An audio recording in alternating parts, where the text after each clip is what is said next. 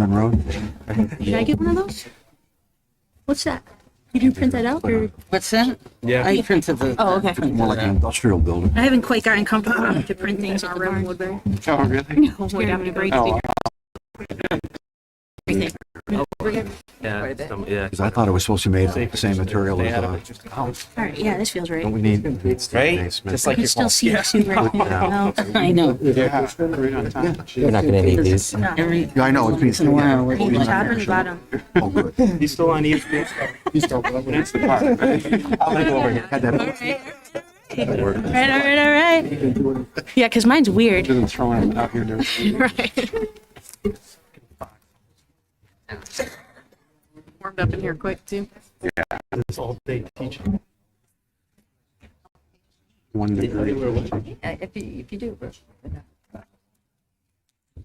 Good? I haven't seen Teresa in a while. Y'all good? Y'all good? How are you? Something to take the edge off. Yeah. Oh, geez, what do you got in there? Local latte. Amazing. You ready? No Giving blood. There you go. That's unusual. At 7 o'clock, let's go.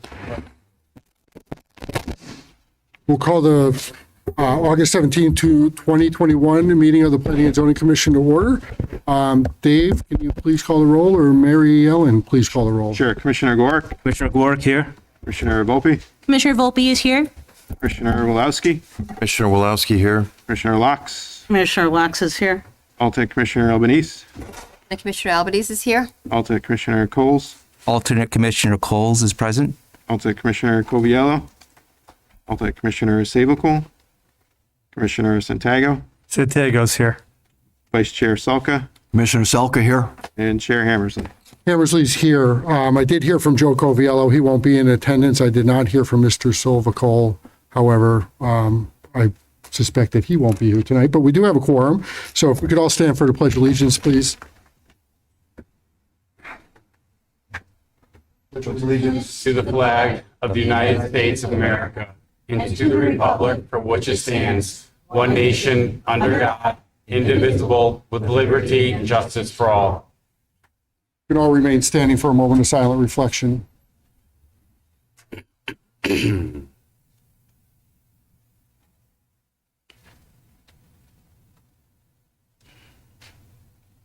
Thank you.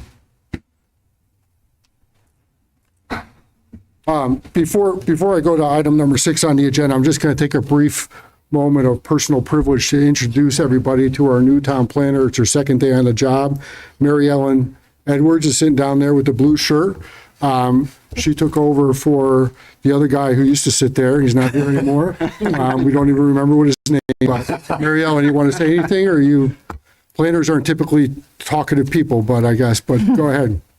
Just give us a little background on yourself. Just tell us where you came from. Maybe. I came from the town of Woodbury. I've been there for almost 5 years now.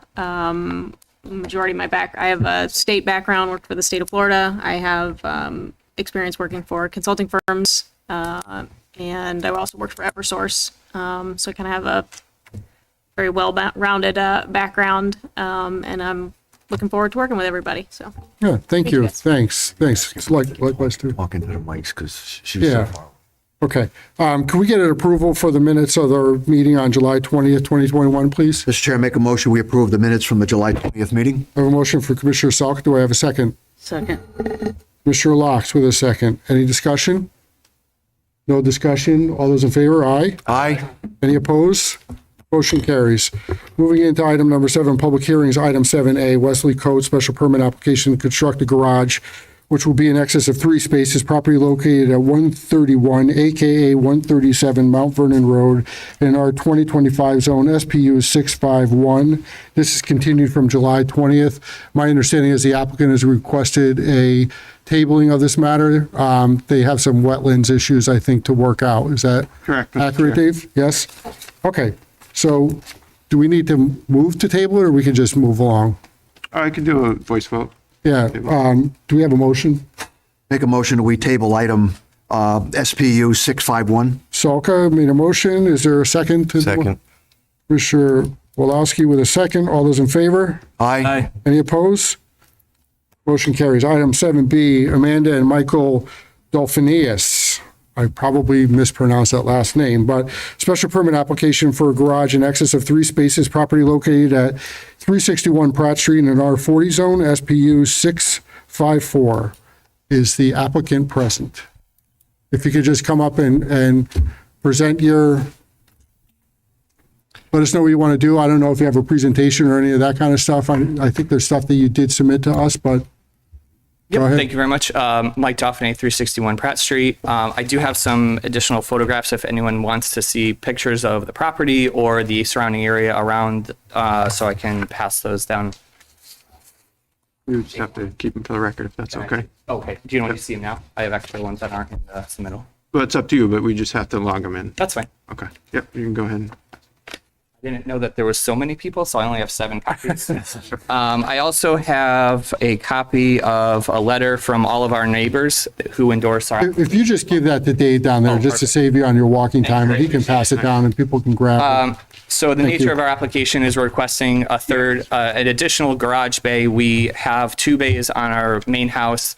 Last year, we built a large barn structure in our backyard to support our lawnmower, snow blower, a boat, and so that counted as a garage space. We have our growing family, and we, despite the size of our house, only have 3 bedrooms. My parents are going to be traveling, and they will be coming to visit us and staying for longer periods. My mother-in-law lives in Vermont. We don't have a guest room, so we'd like to take the finished space that is above our existing garage and convert that to livable space, which will be part of a building application. But in order to use the full space and to have room for cars, we'd like to add the additional bay, and that's the nature of our application. Okay.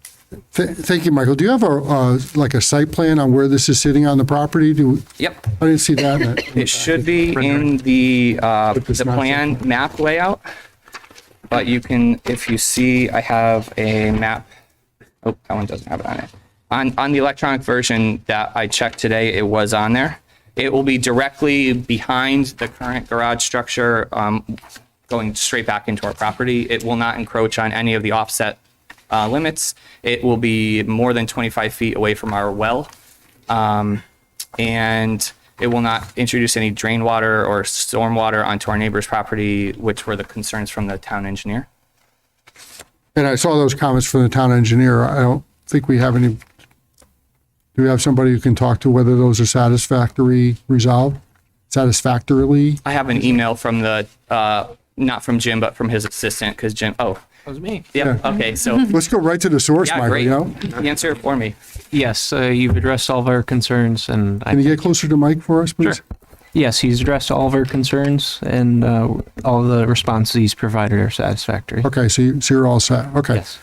Anything else you want to add, Michael, before we open it up for questions? I don't believe so. No, you're all set. Any questions from members of the commission to the applicant on this? May we have a moment just to review the materials? Sure. Mr. Gore, go ahead. What is the new roof line? Is it going to be the same height as the house, or is it a little lower? Same exact height? It'll match the main house. The current garage is slightly lower, but the new one will match the existing height. Actually, it will be about 2 feet lower because we have our attic vent, which will be exposed.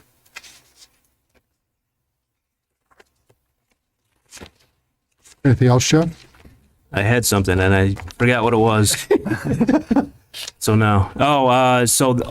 Basically, the section is at a mudroom in between the garage now currently, and Currently a mudroom and a finished bathroom. all right. So that's expanded the same height as the garage is going to be. Yeah, so the area above it is currently an attic space, which has our HVAC system. So that area needs to be maintained. And in order to meet the aesthetics of raising where the garage is, I decided raising that area as well would make it more aesthetically pleasing. Otherwise, you'd have a 10-foot gap in the middle of the structure. Okay. And that whole that new area you're proposing is just going to be living space. Yep. So there'll be 1 bedroom, 1 bathroom, and then an open space. I also work from home now, which I didn't before. And before my daughter turned 10, I had an office and I lost that. I didn't win that one. So I plan to, use it as a working space as well. Okay, that's it. Thank you. Thanks, Jeff. Anyone else have any questions for the applicant? Mr. Volpe? I was first. Thank you, Mr. Chair. Yes, you were. You had mentioned a barn on the property. Is that the structure that's included in the background of these photos right here? Or, Yeah, to the right side there, it's a 15 or 14 by 30 foot garage structure. So I have an acre and a half of land, a very long driveway. So I have some equipment to maintain the property. And I'm also an amateur wood worker, and I'm building a boat in that area. So Cool. that was the reason for the barn addition. very interesting. Thank you. That's it. Those are Commissioner Coles. Thank you. Hi. So I'm just trying to spatially get a handle of this. So it looks like, and I'm looking at the GIS and I'm trying to compare it to your proposed plans. So it looks like the new building is going to go to the south side of the entire structure. It's actually the east side, but yeah. So towards 367. Which one are you looking at? I'm looking at the aerial photograph. So the purpose of the line of questioning is, so if it's to the, yeah, I do. So it's to the rear of the, okay, I Correct. see. It's moving towards the rear of the property, not towards not towards 367 Pratt Street. Okay. That offset will remain. So the driveway then kind of swings around and into it, which I can't really see from my photograph. The driveway goes straight back Yep. along the property line, and then it is probably 30 feet wide from the garage all the way to about 5 feet before the property line. And then from the property line, from the driveway to the property line, there's about 5 feet of crushed gravel. So you take a left into the garage. Into the garage, yep. Excellent. So then, the point of this whole question is the extra roof space, rain leaders and things like that. Is there any sort of diversion, or where do you plan on having that that rainwater or any sort of runoff from the roof go? Because it's going to be excessive. If it's going to go towards your neighbor's land, I'm just a little concerned about that. We just want to make sure that we're not impeding on that. That was actually one of the engineer's questions as well. Right. So we have gutters on our existing garage and on all the roof lines. So the front gutter system is drained to the front of the house and goes out into the front yard of our property, and the back will go into where the patio area is. So none of them will dispense even more than 20 feet from the property line. Sounds good to me. Thank you very much. You're welcome. Those I can. Yes, sir. Thank you. Any other questions of the applicant from members of the commission? Anything to add, Michael, before we open it up to the folks behind you? No? Okay. So we'll open up to any member of the public who'd like to speak in favor of this application. If they can come forward at this time, give us their name and address and share your thoughts with us.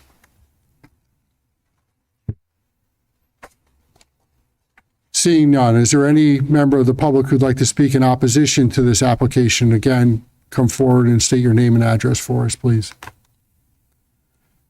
Seeing none. Michael, before I close the public hearing, I give you one more chance to say whatever you want. You don't have to. You just wave me off. Okay. Mr. Chair. Yeah, One more sorry, question, Jeff Mr. Forrest. Chair. Yep. Are these entered into the record? Did we receive these, or the letters of support, or I think they're entered into the record. do they have a copy Yeah. of that on there? Okay. We can read them in, or they're part, you can just say they're in support, nothing against, and then we'll put them in the record itself. Yeah, we Now, just once received we them. receive them, we'll have the secretary. Okay. I just wanted to know if we were. It was made. Yeah, officially made aware. They're not in the Positive. online documents Okay. yet. We just received the last one today, so those are new. Michael, while I have you up there, I'm just going to reiterate, ask you to affirm that you're not going to use this for a business purpose. Correct. You did submit an affidavit to that effect. I just want to make sure that there's no change to that affidavit. Correct. Okay. And Dave, this puts it about 329, am I reading that correctly? 329 feet over the allowed limit? Yeah, it should be in the memo there. Right. 312 square feet. Okay. Any reason to keep this public hearing open? Nope. Okay, we'll close the public hearing and stick around. We'll act on it probably later on. So thanks, Michael. Moving on to item 7C. Armis Coma home occupation application to use a premise as a phone service for residential garage door servicing company, and to park van in driveway. All material will be stored elsewhere or in van. Property located at a duplex at 55 Logo Drive in an I-2 zone, HO 79. Good evening. Louis Martach on behalf of the applicant. I'm with the law Nice firm to see you tonight. Pacho and Oliveira, 191 Main Street, Southington, Connecticut. My clients are here as well. Very briefly, as you correctly pointed out, this is a home application or home occupation application. My client is seeking to essentially use her home to receive calls and schedule appointments. The couple that I represent own a garage door repair and installation business. So rather than rent an office space for the sole purpose of taking telephone calls, they're hopeful that this commission will grant their application, allow the office to be used for that purpose within their home. Secondarily, we are seeking the permission to park one of the two vehicles owned by the company. It's a van that would be parked in the driveway at the premises. The property itself is in an I-2 zone. I believe that pursuant to the regulations, this would be properly suited for such a use and such an application, including Section 8 and 12 of the regs regarding parking as well as special use permits. And finally, as is pointed out in the application, my clients are not seeking to store their materials on site. They're not seeking to perform any work on site. Again, it'll be used essentially as a home office, as many people in town do. All of the equipment and inventory will be stored off-site. It is stored off-site in a different facility. Okay. You all set? Anything else to add, Nothing Lou? further. You all set? Okay. I just have a question. And this may be more for Dave than for you, Lou, but is there a budding residential zone to this property at all? Or is it surrounded by industrial zone? It's an interesting parcel, and Dave can answer better, but the answer is no, it's an IA, but there are residential dwellings scattered throughout this area, in particular around this street. One of the neighbors, I believe, is already in the record from a neighbor, Cheryl Donovan, a trustee of the property, has already submitted a letter in favor or not objecting to this application, and that would be the neighbor directly behind my client. Okay. Okay. Any questions for the applicant from members of the commission? Commissioner Santago. Hi, Attorney Black, yep. So, as you know, home occupation comes with a pretty wide latitude in terms of what you could do in your own house. Of course. Provided nobody really knows you're there. If I could overgeneralize what it says. Absolutely. Agreed. So the van, you got signage on the van, or is it an undescript white van? No, it is Reason why I ask is that could be constituted as signage. I'm aware of that. It's a marked van. It has the company name on the side. Because you don't see that. I don't know if that's problematic necessarily, because normally when we have home occupation, we say no signage, no nothing. You kind of have to be there anonymously and you go about your business. But by virtue of having a van, if it's an undescript van, nobody knows you're there. However, a van with a nice sign on it suddenly becomes a sign. Understandable, I should say, and it should point out to the commission, I sat on the committee that drafted the regulations. I'm well aware of the regulations. I assisted in drafting them. Yeah. All I could say is that sometimes a van is just a van. I mean, we have dealt with these issues repeatedly in the past on many different levels of government. In this case, it's a company vehicle, no different than many of the vehicles that don't use their home for a home office. Right, and therein lies the difference, I think. Yes, you're absolutely right. It should be pointed out that the larger of the vehicles, the truck, is not signed, is not marked, and nor does it have any signs. I just think it's much more intrusive to have a large vehicle in a driveway than it is to have a van. So we would respectfully submit that it would be treated as a company car, no different than a Home Depot car or any of the other ones. Okay. I can assure you it's not intended to be, even though it's unintended consequence, it's not intended to be a sign. It's a vehicle that's used daily, 6 days a week for the purpose of business. Gotcha. All right. All set? Yeah. Any other member of the commission? Commissioner Volpe?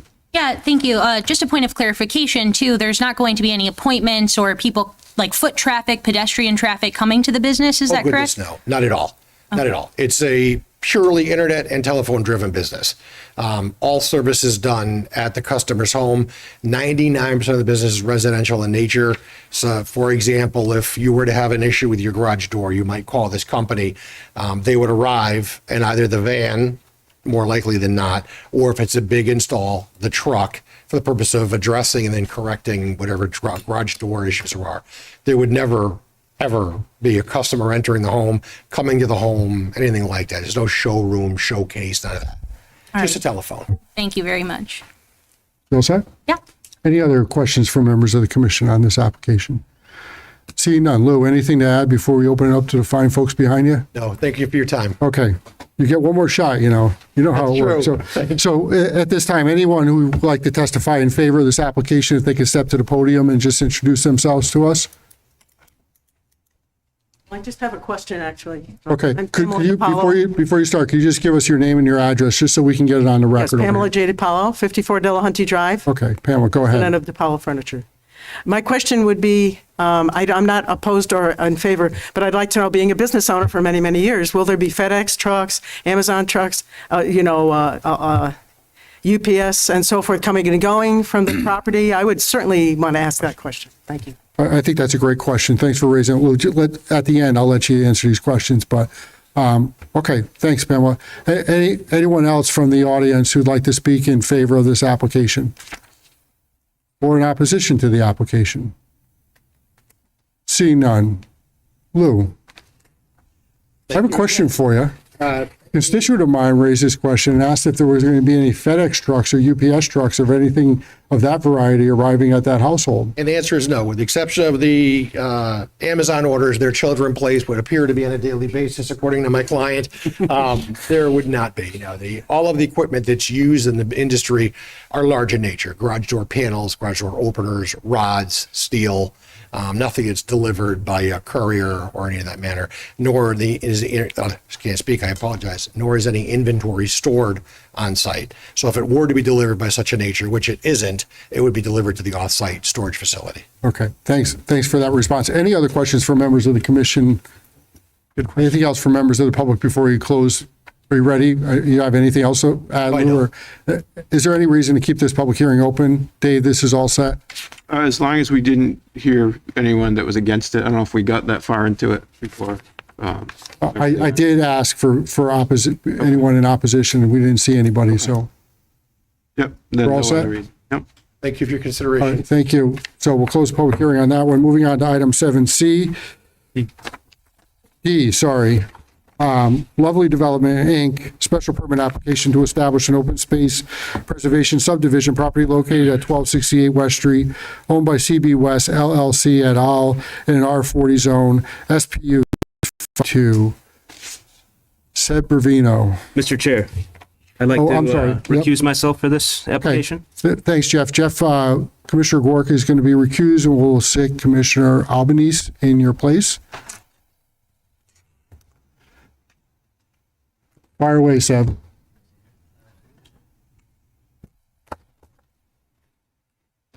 And Seb, would you please speak into the microphone when you start talking, please?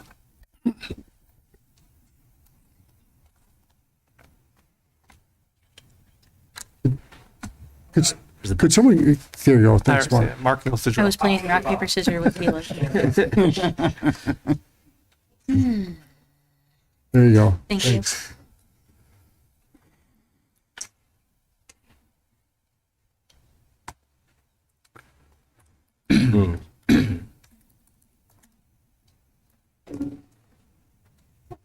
I have a long night tonight, Sev.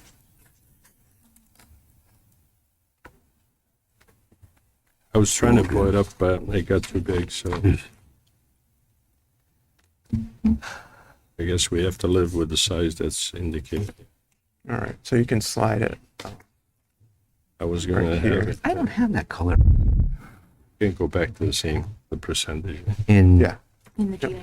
How small do you want? no, that's part of his proposal. Oh. It takes a second to catch up. Oh, We just have.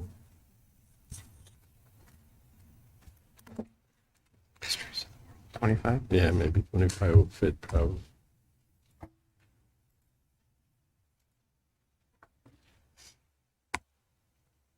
Yeah, that's a lot better.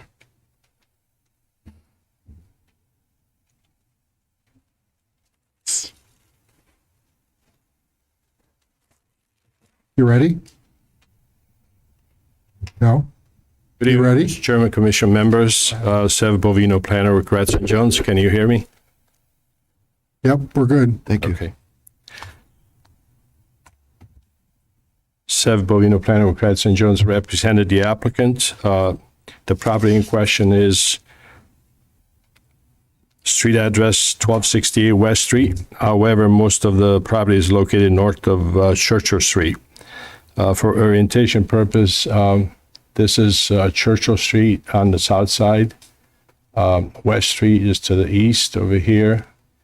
And the property spans from West Street all the way west, probably 3,300 feet linear distance. It's labeled Assessor's Map number 143, parcel 14. The land area is 49.14 acres, zoned R40. It is served by public water and SEP systems. The soils in this area are very sandy. They're very good for SEP systems. The land slopes east to west to a wetland area.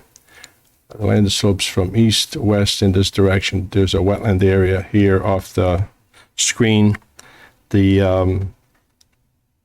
remaining of the property, which is to the west of the wetland, is about 8 acres and it slopes west to the wetlands easterly. The land cover is open fields and wooded areas. The open fields are located in this area here. Along the property line is a wooded area, north and south, and this is all wooded, and it's wooded on the other side of the wetland.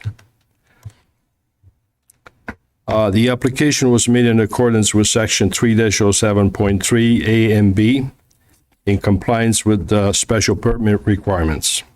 A 500-foot radius map with names and addresses was provided. Property owners were notified. Proof of mailing was provided to staff. Property is surrounded by residential zone land. It's all R40 zone. To the north lies a large parcel undeveloped. This parcel here is undeveloped. It covers pretty much the entire length of our property. It's about 1,770 feet. And this property also abuts 270 feet on West Street. Our property abuts 270 feet on West Street.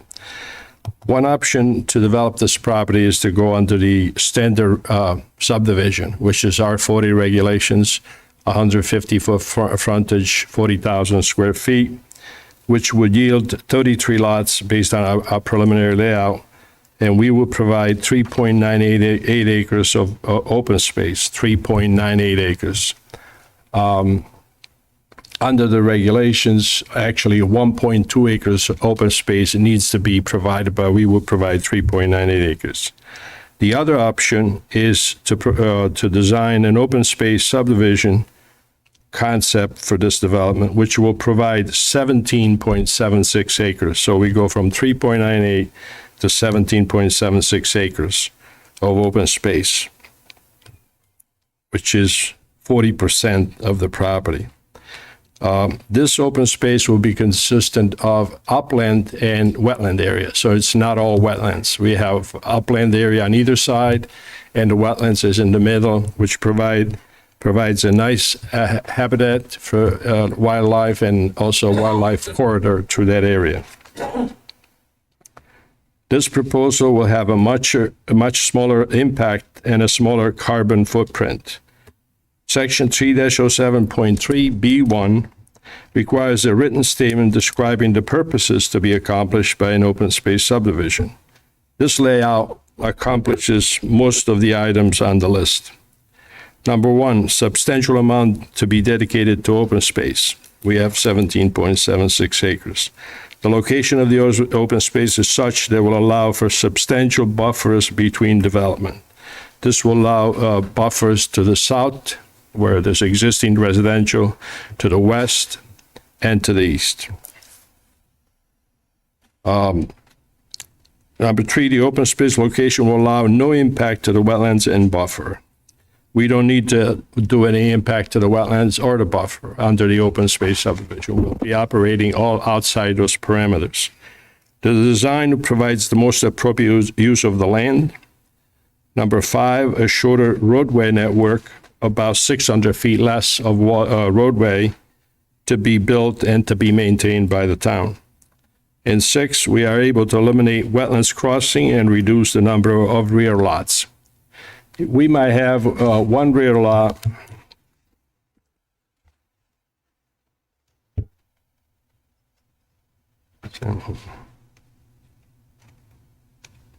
It's located in this area right here. And the reason I call it a rear lot, because the frontage is not 110 feet or 100 as required to qualify for a front lot. But once we go to the real subdivision, we may be able to modify this to allow it to be a front lot. It's not like a rear lot, which we have 200-300 feet of access driveway. You won't be able to tell the difference between a front lot and a rear lot when you see this home constructed there. It'll be a short driveway.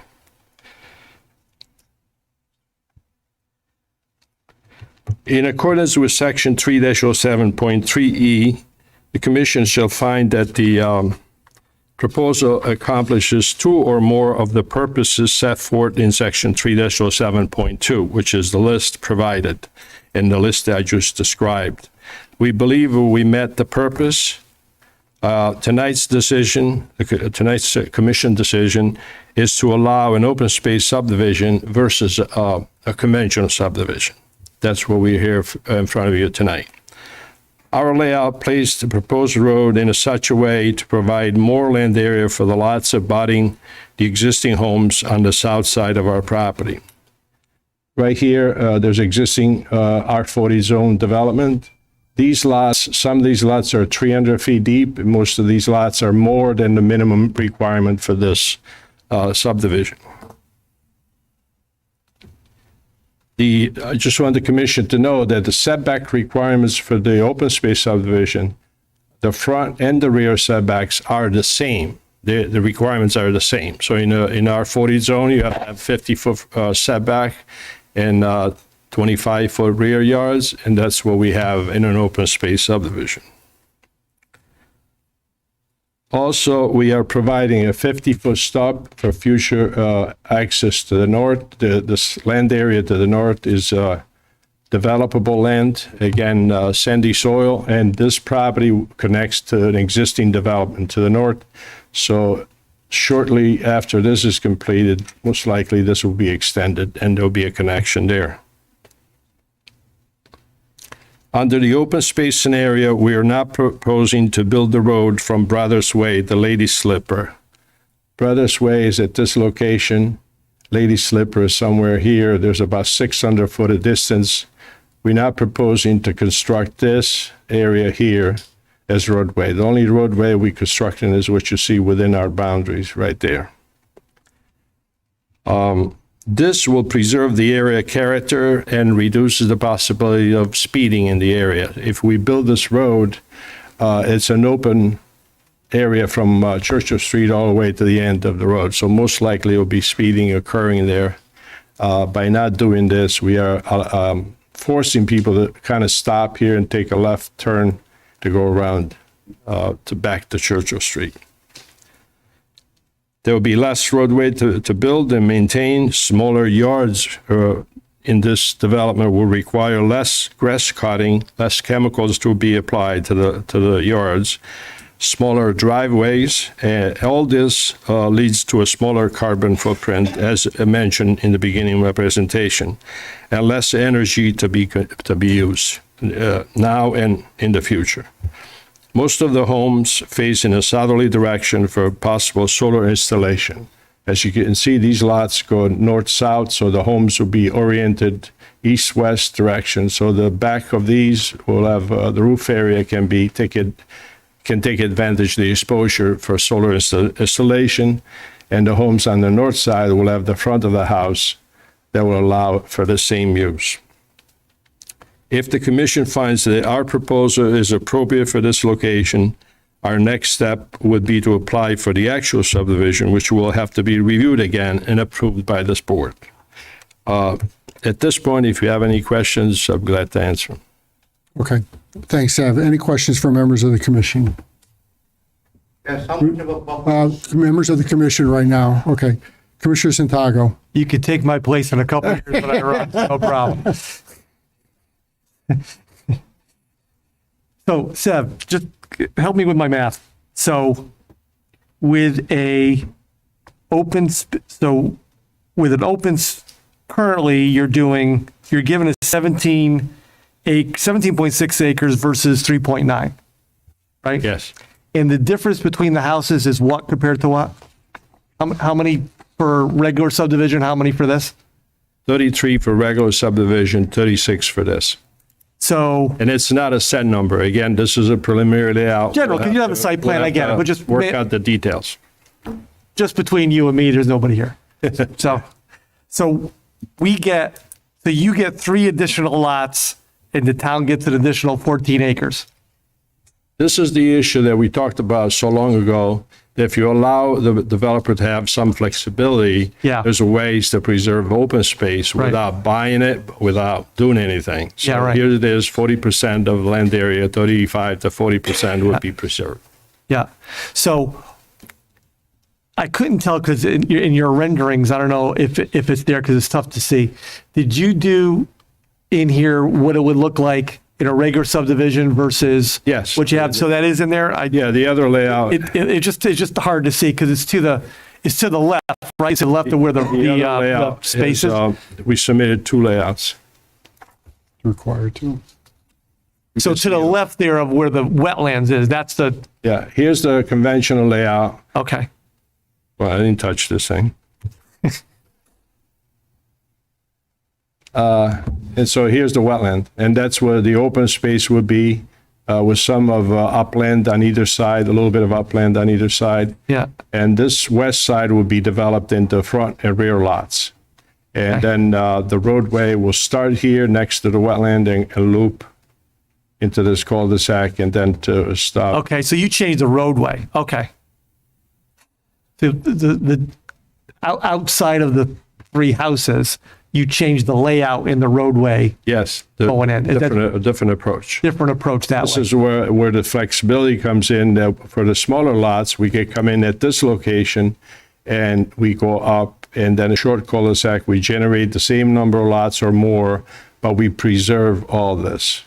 Gotcha. Okay. What size lots abut this property? Like on Churchill, like those houses at the bottom there, what size lots are those? Right here? Yeah. Okay. Lot number 24, which is the first lot over here by the cul-de-sac, the lot is 49,199. That's what we propose in there, which is more than the 40 zone. The next lot is 30,726. The next lot is 30,981. And 31,951, 32,920, 44,734, 35,948, 31,636, 31,197, 32,242. And the first lot coming in from here on the right is 40,000 square feet, right next to the R40 zone. So most of these lots will be 3/4 acres. Some of them will be an acre or more, and this one will be the R40 zone standard. So in general, what you're proposing is your lots are as or bigger than the abutting lots, or they're smaller? not They're bigger. smaller, right? Not bigger, not So they're bigger. smaller, right? That's what the regulation. No, I understand that. I'm just wondering what's bordering These them. lots will be smaller than the R40 zone developed, other than few that I just mentioned, like one here, one at the corner here, and one in between. Okay. Those are larger or equal to. The other ones are like 3/4 acres. Gotcha. So you're having smaller lots than what's abutting you. That's the only question per what you have. So Yes. that's what you're doing. So basically, you're getting a smaller lot to get more houses, right? Yes, Basically, that's the idea, yes. that's the general thing. All right, I'm good for now, Mr. Chair. Okay, thanks. Any other members of the commission have any questions? Commissioner Wolowski. My question would be in terms of the open space, is any of that 17.6 acres usable, or is it, for Yes. hiking or whatever, or is it just going to be there Right now, landlocked? Right now, it's forested land that has all this frontage from here all the way to here. And it is usable for whatever purpose the town wants to use it for. Right now, it's forested land, nobody's using it. And it will be abutting all these homes there on the south side here, Lady Slipper Lane, all the way down to the west cul-de-sac here. But it without is some kind upland of area. town involvement, it's just woods. It's woods. Okay. Cedars, maples, that kind of thing. You all set, Thank Steve? you. Any other members of the commission? Commissioner Albanese? So for the conventional layout, subdivision layout, were there proposed impacts to the wetlands and buffers, the upland review area?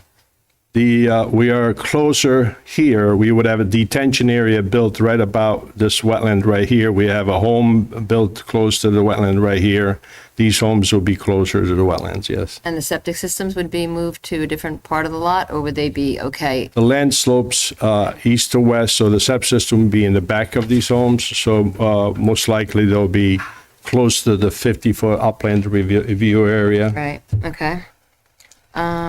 And just to make a point of correction, sometimes sandy soils are very good for septics, but just so I'm very familiar with septic systems, sometimes too rapid percolation is not good. So I'm assuming whoever does the engineering for that and has the Department of Health, involved in the soil evaluation, that they'll make the right determination if there's a need for soil amendments, because sometimes too rapid soil is not good enough. You know, it's great that they're sandy, but if they're more, a different material.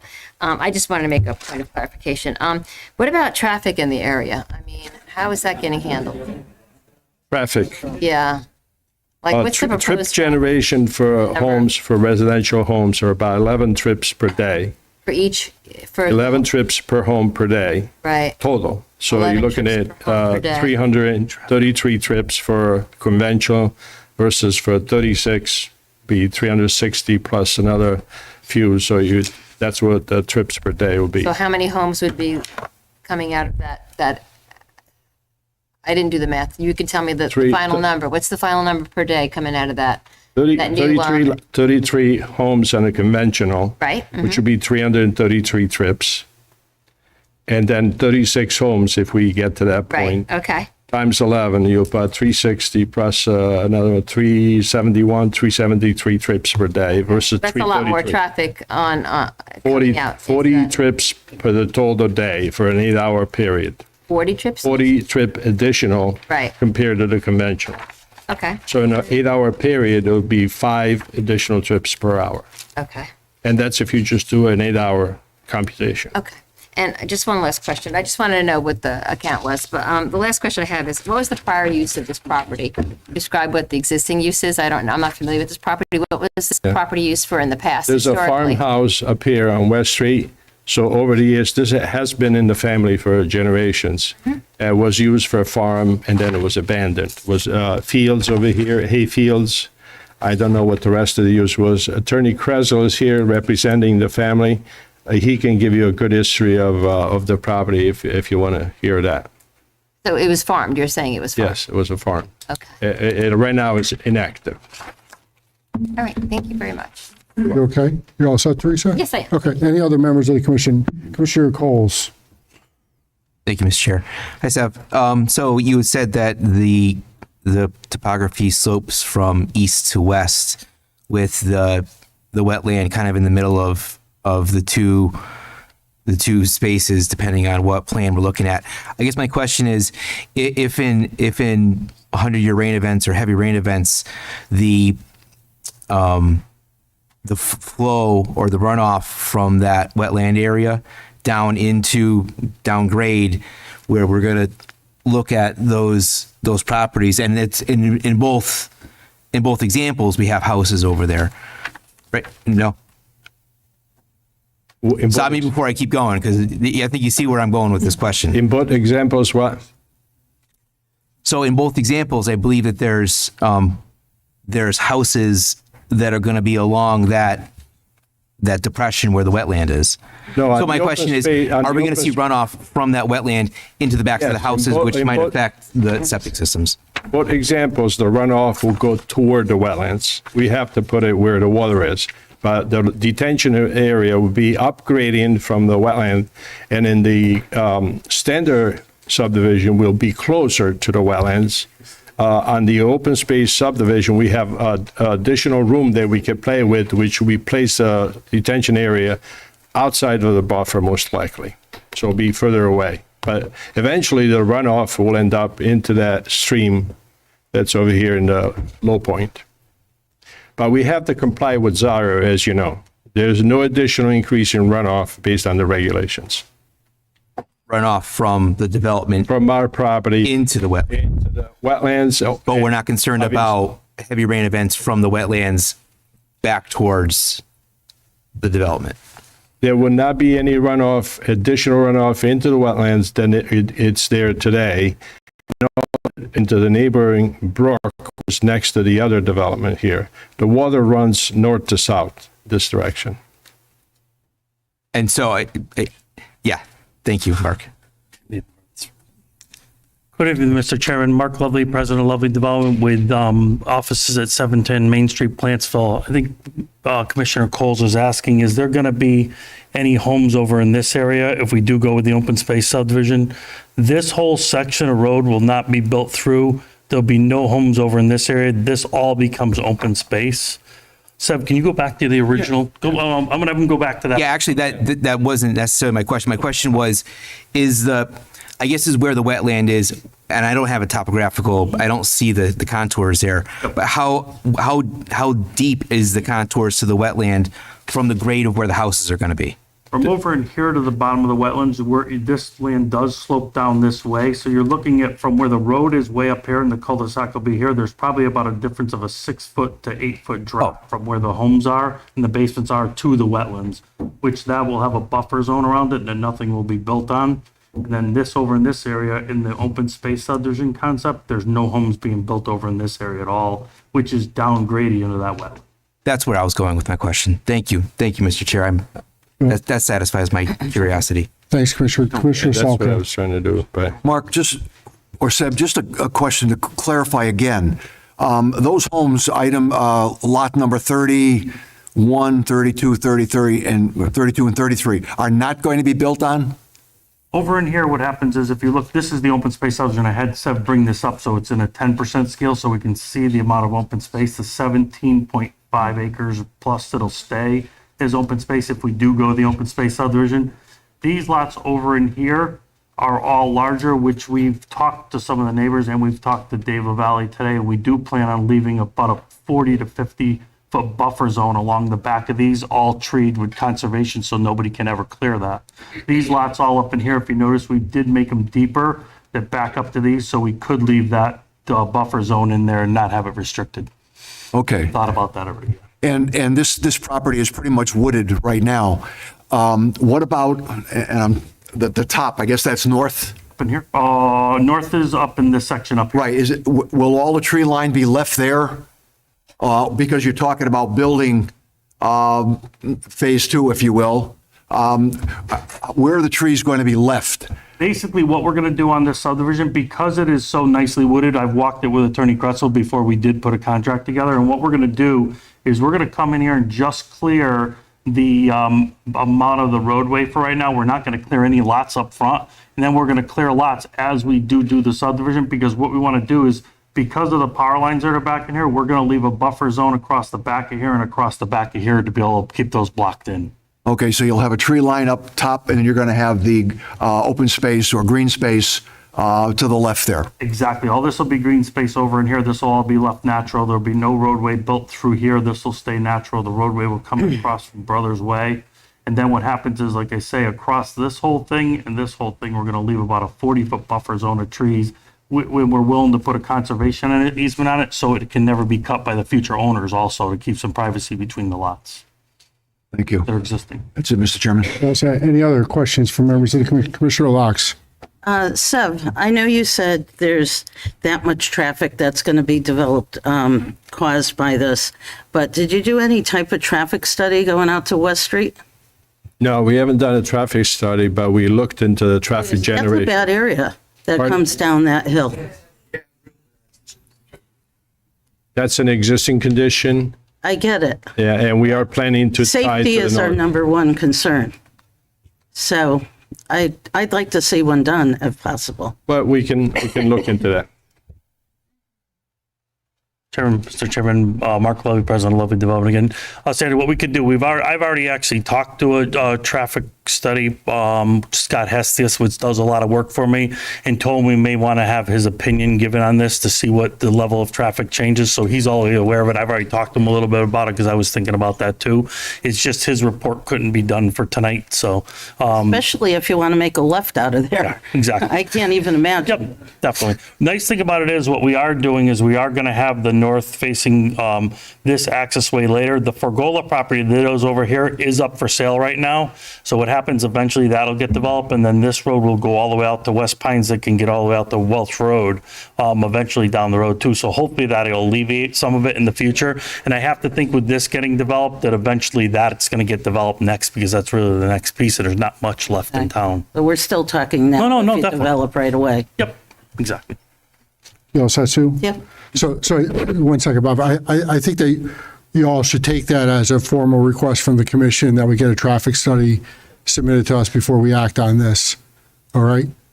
Anyone have an objection? Any other commission members have an objection to that? I think Sue's right. I think Sue raises a good point in West Street, and the safety and the traffic on West Street has certainly been something that we've talked about for a long time. So thank you, Sue, for raising that. Bob Soka. Just one final question. Is there any state traffic study that's already been done in that area? I know they're working on it. I'm wondering if there's something that we could compare. I understand you have your own people that you work with. Is there a state study as well so we can make sure the numbers are, comparable? When Scott Haskell will do the report, he'll consult with the state. And there has been a lot of studies like for the retail center down the street, hotels, and other developments. So there's available data. Okay. There's available data. I'd like to see the But I just want you comparison. to know, so no matter what the study comes up with, you could do a standard subdivision with 33 lots. Understand it. Any other members? You all set, Bob? I'm fine, thank you. Any other members of the commission have any further questions? Commissioner Santago. Thank you. Just for public consumption, and Sev is. No, we need to know. Sev, you're correct. Is that if you didn't want to do a open space change, because we're changing the property, you're proposing change the property from a straight subdivision to an open space subdivision. That's why you're here. Not for the site plan. You got to come That's back for right. that. If you didn't want to do that, you could come here tonight and say, I want to put a subdivision there. And if you were in regulation, whatever, we'd be obliged to say yes to that because it's your property. And if you're we meet within the that zoning regulations, for zoning regulations, we're obliged to follow zoning regulations. We would have to say yes to that. So we would have a choice on that. So our thing is you want to make essentially a zone change, which is why you're here, and we're getting opinions on whether we want a zone change for the open space. And the trade-off is more density for more open space, which is why that reg is there. it's not really a zone change. Yeah, I understand. Change in layout. Yeah, I understand. For vernacular speaking. The legal zone will still be R40. Right. So it doesn't change. Right, exactly. Just for purpose. So that's just for public consumption, Mr. Chair, just for people to understand, kind of what we have. But I think Sue's point is a exceedingly valid point in regards to safety, particularly on that end of town. So I think the environmental concerns as well as the traffic concerns is kind of what we need to look at before we rule on anything. So I think just for edification, right? Yes, and Mr. Sadako, you're 100% correct, because when I first bought this property, the idea was not to come here and have a public hearing to do an open space subdivision, which was to come in and have a regular conventional subdivision. and just go about that and get it approved. But when we start looking at the property, and I told Seb, see what you can do and see what we would get for open space. I never thought we'd end up with 17.5 acres compared to 3 point some odd acres. So when we see the bigger yield, that's why we decided to go this route, to be able to save the extra property and not be able to, for the neighbors, and not be able to do that through road that could be detriments to some of the neighbors in the other properties also. That was the reason for it. Gotcha. Thank you. That's it. Any other questions for members of the commission? Commissioner Volpe. Hi, Sev. So my question is, this is a wonderful thing to give us these 17 some acres, but I'm looking at the regulations and I'm thinking about the piece and how it's been spoken about that it's woods and, wetlands. Is there any intention, if the subdivision does move forward, as you mentioned is your intention, to create some sort of space for the public to utilize this area, such as trails or any kind of signage about the parcel being historic, a space where if all that traffic is being generated, maybe people can enjoy the 17 acres and it's not just woods where ticks are. You know what I'm saying? We could place signage. It's up to the town what they want to do with the property. You can put ball fields if the town wants. I mean, there's some level land there that we could put trails, but it's up to the town what they want to do. We will put signage that's open space and can be enjoyed by the public.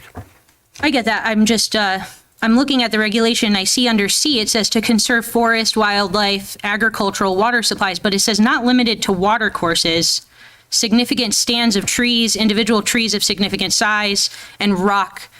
So I'm just, again, trying to see how the proposed open space fits within our regulation, other than for the design of the development in such a way to appropriately use the land. It fits with the regulation because we're not just given wetlands, we're given upland. And that is very valuable property, not only for somebody that wants to build, but it's valuable for the public because they can access easily without going through wetlands. And it can be utilized for multiple reasons. There's no rocks there. There's a sand and gravel type of terrain. There's no old rocks or stone walls, that kind of thing. But definitely trails can be implemented there. Cool. Thank you. I'm just of the mind that open space should be usable in accordance with all those houses. It is usable. Okay. Mr. Chairman, just one. Commissioner Salko. Not to belabor the point, but just, I guess one comment I want to make on if we open this open space to the public, we're just generating more traffic. So we go from 33 houses to 36, but on the other hand, we're generating traffic with the open space and people walking in the wetlands. So, we just need to be careful what we're talking about with regards to traffic. We're generating more traffic if we open it up to the public, just as a side comment. Yeah, we're not proposing anything. It's up to the commission what they want to do with that open space. Thank you. Okay, Sev, I have some questions.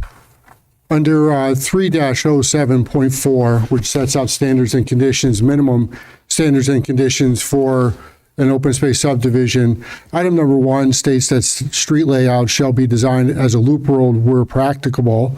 Permanent cul-de-sac shall not be serviced more than 25% of all lots unless waived by the commission for a good cause. So are you saying to me, because I look at the layout and it looks like almost 100% of that subdivision is served by cul-de-sacs, are you saying that it's not practical to put a loop road in that subdivision? It's not practical. Also, this is based on, because we live in that loop that stop to the north, the number of lots that are served by cul-de-sac is the one from the intersection of the road to the cul-de-sac. So it's not 100% of the lots that are served by cul-de-sac. Because once you create that loop, then you have a connection all the way to Welch Road. That's our intent. But it is, if you do a loop road in there, you're going to end up with smaller lots, which we didn't want to do. We would go to the minimum, which is 22.5, versus go to the larger lots and have, more open space. So as a person who's going to have to weigh in on this ultimately, tell me what the good cause is that we're going to have to find to forego that minimum requirement or standard, actually. It's the additional open space that you're getting. Okay. Moving further down into the regulation, it states that the open space preservation subdivision, open space should be intended for scenic value and shall be determined by its visibility from a significant number of dwellings and or length of street. Can you confirm that that actually is happening here? What I can confirm you, if you look at the list of items in the, that area is wooded right now, so it's hard to see anything. But once the subdivision is built, you'll be able to look at the west hills toward the lake compounds. But if you look at the list of items that we need to meet, we have to meet two of the criteria. And the one you're looking at, so just to be clear, I am looking at Regulation 3-07.4, entitled Standard and Conditions, and it begins with this sentence. All open space preservation subdivisions, which is what you're applying for, shall, the word shall is very important, right? Conform to the following minimum standards and or condition unless otherwise noted. And then it lists a series of conditions. Under A, there are general conditions. There are 6 of them there. I'm looking at those and I'm asking, how do you meet a number of those? One of which was the loop road / cul-de-sac versus cul-de-sac. Another one was the one I just brought up, which is that the open space shall have scenic value and shall be determined by its visibility from a significant number of the dwellings and or length of street. If I read that, and I could turn to the attorney, I guess, the way I read that is what it says to me is that it shall be visible by a significant number of the dwellings in the subdivision plan. And if I look at the map that's up there, I'm asking you, is it visible? Is that open space to the west visible to a significant number of the dwellings in that open space layout that you're showing me? I believe so, because this rises, at the next meeting, we can bring the topography. This rises as you go west here, and this will be visible, yes. Okay, I think you did submit something on topography, but it wasn't very clear, so it was very difficult to read, which I think is some of the stuff that Caleb and Christina maybe were talking about. You couldn't really see. Okay, if you could just clear that up for us, please. Moving on to let me go back up, 4-07.4B, it talks about reasons, right? Except if one or more of the following criteria are met, and then it lists 3 different criteria. One is a pretty broad one. In the opinion of the commission, blah, blah, blah, it's better served than by a conventional subdivision. I'm going to guess that you're probably hanging your hat on that, but let's ask about the other 2. The application covers land adjoining to which can be integrated with other open space preservation subdivision that has been approved under this section. There is no adjoining open space preservation subdivision that adjoins this piece of property currently. Is that correct? I don't believe so, an open space preservation subdivision, but there may be open space that was left over here when the subdivision was done to the north of us. There may be some open space here. Okay, can you please look into that for us when you come back in a couple? Number 3, there too, which talks about it being continuous to existing open space. I'd like to have you look into that as well and let me know if that's true. But again, I'm going to guess that you're probably hanging your hat on B1.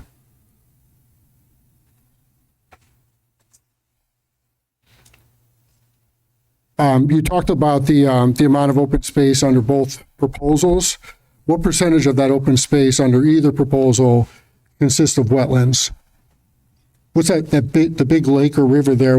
How much of that is covering, how many acres of land does that cover? Well, under the conventional, we will give 3.98 acres of open space, which quite a bit of that would be wetlands, probably 80%. On the open space subdivision, as you can see, it's a much more upland area. We could provide that percentage. Yeah, if you could, and again, an engineer can tell me what acreage is that wetland that you're showing on your map? Yes. I want an acreage number. If it's 2 acres, 80%, I just want to know what that number is, because that, to Commissioner Volpe's point, is not usable open space per se. I haven't visited the property. I don't know if that's, I'll provide that information. Is that an open lake, or is it more of a overgrown wetland area? It's an overgrown upland area. There's a brook in the middle here. There's a water course. Okay. And then there's some of the areas expanding when we have large storms, events. Some of that area is kind of flat. So there's skunk cabbage and that kind of thing that you see growing on either side of the water course. And then it starts rising a little bit. So, Okay. Could I just make a request to Mark or the owner who owns the property now, I guess? Is it possible, and Dave and Mary Ellen, you'd have to organize this, is it possible for us to take a tour of that area so we can get out there and actually walk it and look at it? Because I want to get familiar with what I'm actually talking about, get a sense of what the topography is other than looking at a topography map, look at what that wetland is out there, we'll look at what that actually consists of, as opposed to, there was an aerial map that floated around here earlier, which is great, but it's not really as satisfying to me as putting boots on the ground. Is that something we can organize? Yeah, Mr. Chairman, it'll be a special meeting on site walk. Are you agreeable to that, Mark? Let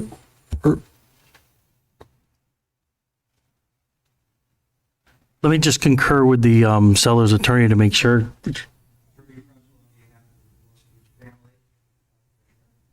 Yes, indeed.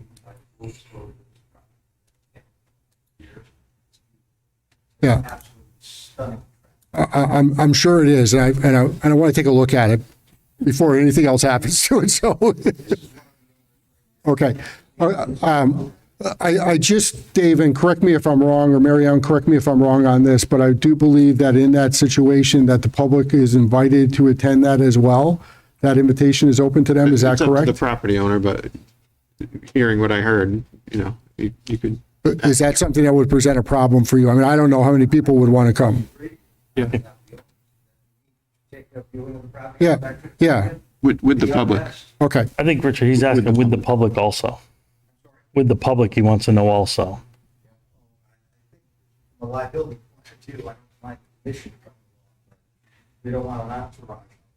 Okay. Dave and Mary Ellen, can you work out details on this and find out exactly what we're required to do, and then see if it's possible to facilitate that between Mark and the attorney for the owner? So typically, Mr. Chairman, you could walk it, not have a discussion on the site, come back out, come back to the street, and then have a discussion so the public could hear it. Okay, if you can, if you could schedule that, I for one certainly would appreciate it.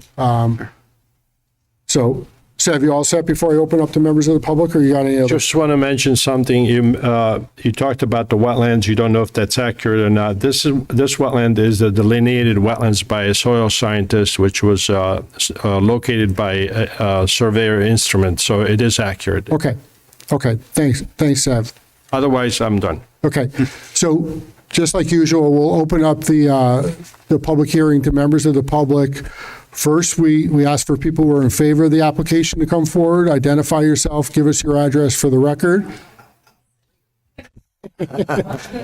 Again, it's for people who are in favor of the application, if they can come forward and let us know. Not interior. Mr. Chairman, Commissioners, Attorney Richard Krusel, my office is at 100 Queen Street in Southington.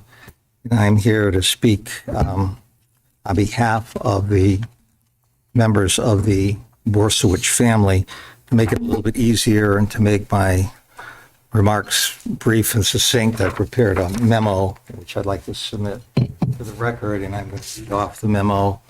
Obviously, there's a lot of technical expertise that goes into these types of applications. I represent, at the present time, 9 separate owners of the property, including a couple of estates and essentially grandchildren of the original owners, who were John and Frances Borsowich, and they bought the property in the early 1900s. There's, as I say, the grandchildren. There is one surviving sibling, and that is Charlie Borsowitz, who lives with his nephew over here, Anthony Safone, right now, due to some health issues. I think it basically was Charlie's decision a while back that we should look into the idea of selling the property. It's been a difficult issue for him because it's historically the family home, and it's been in the family for about a century. His parents were Polish immigrants, as many of the people on West Street were, including my maternal grandparents. And they were small dairy farmers. So dairy farmers don't use environmentally hazardous chemicals, as you know. We feed the cattle off the grass, and we don't want to put herbicides on the grass and kill our cattle and poison our milk. So the property was used as a dairy farm roughly until about the 1960s, early 1970s. There was one son who continued the tradition, and then it became big business. And as with many small farms, it just fell by the wayside. So the family has come together, and they are spread far and wide. I have clients in California. I have clients in New York. I have clients in South Carolina and clients in New York. And they have come together. They've agreed that it's time to pass the baton and transition the property to its use as a residential area. Obviously, we've heard much about permitted zoning versus special zoning, which is what this open space preservation subdivision application is all about. It's special zoning that takes into account the perhaps more efficient, environmental friendly aspect of developing the property. So having discussed all of this with the family, they would like me to bring to your attention some of the basic concepts that they feel this application supports. First and primarily, it preserves over 17 acres of the property, which is not wasteland. It's good land by and large, except for the area that Sev has described as being the actual wetlands where the brook runs through it and there's overflow, etc. So that's a huge amount of open space, which would be public access. Some concern, of course, as to whether or not you want to invite a lot of people in there in view of parking and other issues, ingress, egress issues. Secondly, they like the idea of the minimal disruption to the topography. When you walk it, if you come in from the West Street side, it's high, and that's where the old farmhouse was. There's remnants of the original dairy barn, the barn that was used, and then the property slopes. And when that's opened up and that north and that east-west road is built, it's going to have just an absolutely outstanding view of the westerly side of our valley. I've been in that property as a kid years ago when it was more open and it was farmed, and it's just absolutely a stunning view going down into that valley. The lower part of it we've maintained as a grassland, and it's been hayed over the years so that we have maintained a little bit of the farming tradition. But the roadways are considerably reduced from what you would see in terms of a conventional subdivision. They also, in their own way, suggest that there's less runoff, there's less highway, there's less roadway, less impervious surface. And as Sev has pointed out, you have less, perhaps, grass areas with less chemicals and more environmental friendly environment. They also like the idea that the regulation looks at the possibility of solar energy applications. And of course, with the east-west orientation of the street, the principal street, fronts of the houses facing south would be accessible to sun, and the other way around for the houses facing the north. So they really like the idea of seeing their precious land not just cut up into 40,000 square foot lots. It's not a matter of 33 lots or 36 lots to them. It's seeing this area developed in a fashion that, as a family, they can be proud to have participated in this. So without belaboring it, you've heard all the technical jargon and so forth and so on. A third of the acreage will be given up, or maybe more. I think Sevi is saying close to 40 will be given up to open space for whatever purpose. Open space is open space. If nobody uses it, if there's no trails, it serves a benefit as such. There's trees, there's fauna, there's wildlife in there. And so it doesn't necessarily have to be active open space to be open space. We all know how important just having a natural environment is. So they really feel strongly about this particular approach. As I say, they really don't have a pony in this race. This property is going to be sold. There's no question about it. So I'm not here, to sell you on the idea. I'm just here to tell you that as a family, they unanimously approved the idea of Mark Lovely coming in with this open space preservation subdivision. They thought that the transition from their historical dairy farm use to this type of subdivision would just be great for the people who are going to reside there. The neighbors, I don't think the neighbors, to any extent, are going to be harmed. And then, ultimately, I think the town will benefit. It should end up with some first-class residences on the property. And again, Mark was chosen very carefully to be the developer of the property. I'm not embarrassed to say that.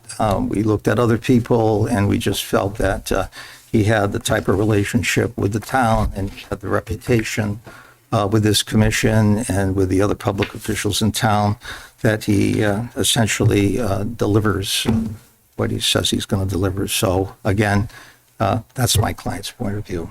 Okay. Thank you very much. Any questions? Thanks for your input. Anyone else, member of the public, who'd like to testify in favor of this application at this time? Seeing none, is there anybody who would like to testify in opposition to this application? So let's try to do this as orderly as possible, one at a time, and let's begin with the name and address. And My name is Brian Cooper. I live at 43 Brothers Way here in Southington. Group who's mad that division built next. There's some things that I think is important for everybody to understand before we get started. And if I can approach a map, I'm just going to start with the basics. Hey, Brian, yes. Rather than do that, why don't you use this? Yeah. No, I'll give it to you. Here. So if you could just just that button right there, right? Maybe just, That way we get you on the mic at the same time. Mr. Chair, maybe we could just move the mouse real quick. The bubbles are great. But All right, so what everybody needs to understand is right off the rip, there's a lot of people here to talk tonight, and there's going to be a lot of emotion. So we're going to do our best to contain the emotion. Take it easy, Hal. And we're going to try to get our point across the best we can. But I think the one thing everybody has to understand before we go here, and I love your idea of the tour, come on down, you'll see. But right here at this intersection, there are 60 homes that are R40 homes that turn left at that intersection right now. 60 homes have one way in and one way out of that property onto West Street. So what is being proposed, 4 homes right here that comes off of West Street, which is already crowded. Right there on the corner of Brothers Way and Churchill is my kids' bus stop. It's where they go to school. And it's already crowded every morning when everyone has to make a right onto Churchill.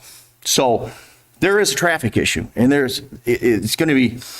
going to hear a lot of reasons why tonight that we're concerned about the traffic that's already there. Turning left off of West Street into this neighborhood is a crapshoot. It's like playing Russian roulette to turn into your street already. We've had people get hit from behind. There's no traffic light. There's nothing. You just look in the rearview mirror and pump your brakes and hope they see you. And adding more cars getting in and out, there's going to be a problem. But I think one of the biggest things that we have to think about is this beautiful area here is kind of a conservation area to all of us. We have bobcat that lives in there. We have coyotes that live in there. We go back there, my kids look at the deer. It's a beautiful area. It really is. And we've been contacted by the DEP out of New Hampshire that there is a protected species, the long-eared bat that lives back there too, that they're looking at right now, that is on their list of nationally protected species of animals. And they've been in contact with us too. So we're going to do our best to be organized. Craig's going to come up first, and he's got a bullet point, a list of things that we talked about last night that we think are very important to this discussion. We really appreciate you taking the time. We would really appreciate you doing a visit. And I've got a beautiful air-conditioned side-by-side. I will take you on a tour of this property, a very nice tour. It will take you back through the swamp and let you see that firsthand, the 8 Mile River that you can see in the blue there. And we'll show you the property firsthand because it is an adjoining, that's our neighbor property. And there's a lot to be seen there. So Craig, you want to take the helm here and go through our list?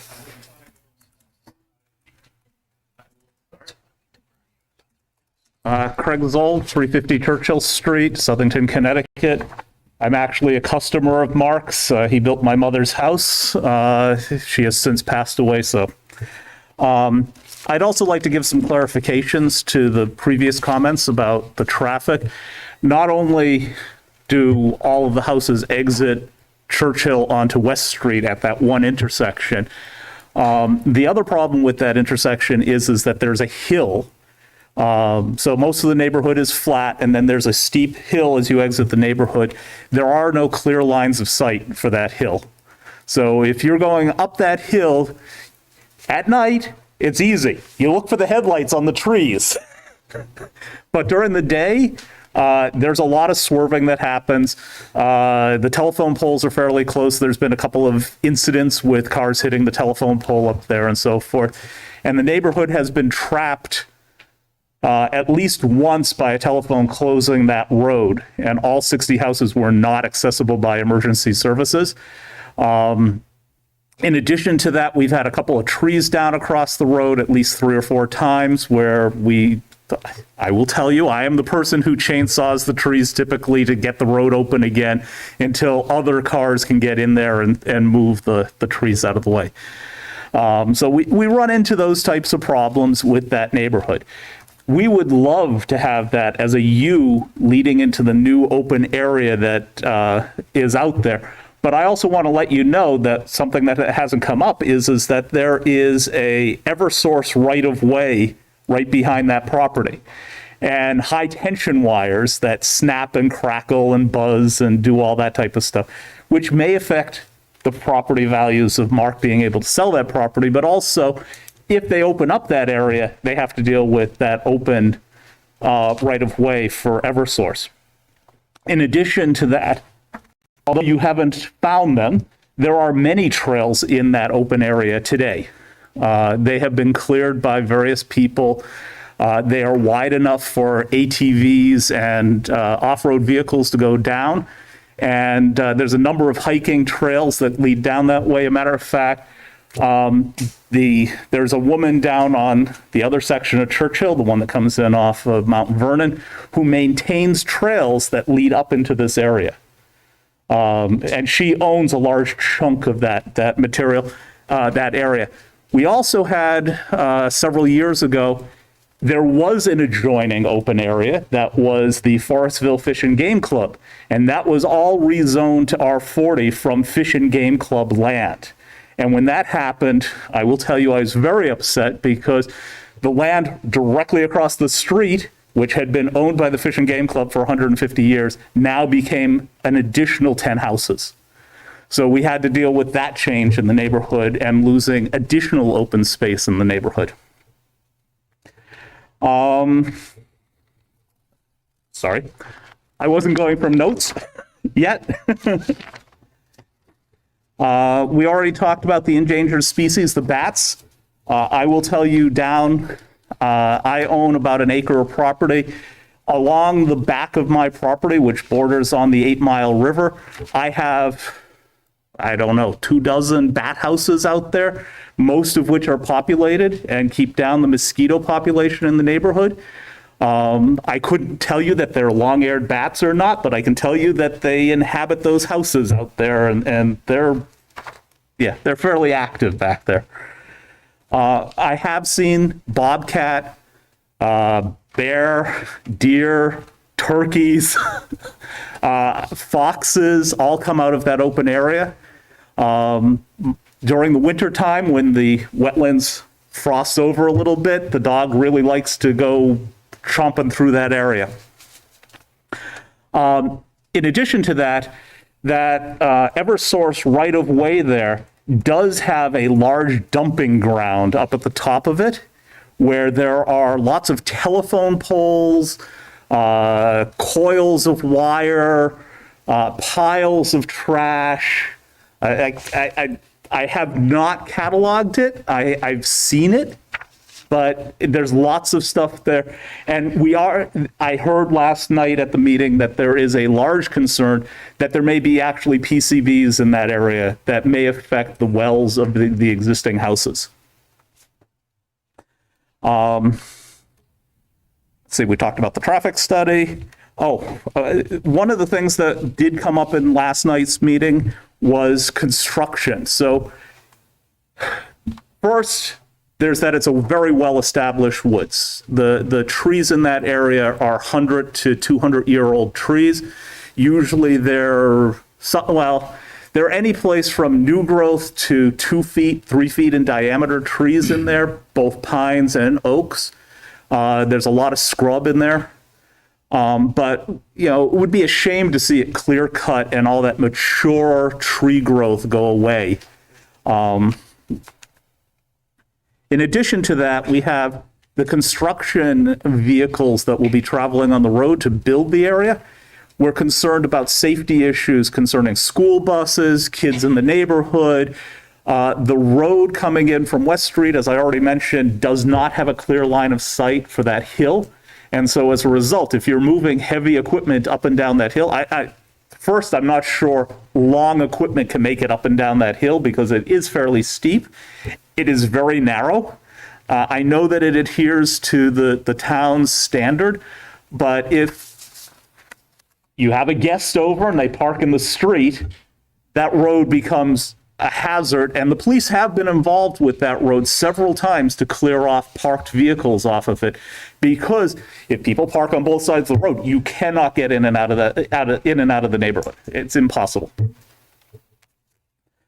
We already talked about the safety ingress to the area. We're concerned about the future development. So Mark is putting in that right-of-way that's going to lead into the new property. As I mentioned, the right-of-way for Eversource is back there. There is a large cleared area back there for that right-of-way that Eversource has maintained. There's actually a gravel road that goes down there. There is also a service road down that way. The service road is actually fairly flat, except for probably 300 or 400 feet from West Street, where it has that same hill that enters the neighborhood. So hopefully Mark could come down that service road rather than coming into the neighborhood and disrupting the neighborhood with the construction equipment. We also have some issues with the road. It was repaved last year, just the hill section. Coming off of the hill, there are a number of reoccurring potholes that have been patched by the city multiple times already. They've been cold patched. I'm sorry, I forgot your. Right. It's not in front of your house. It's yeah. So there's a reoccurring pothole. The plows tear it open every year. First snowstorm, they come down, they rip open that pothole again. There are multiple phone calls for that pothole.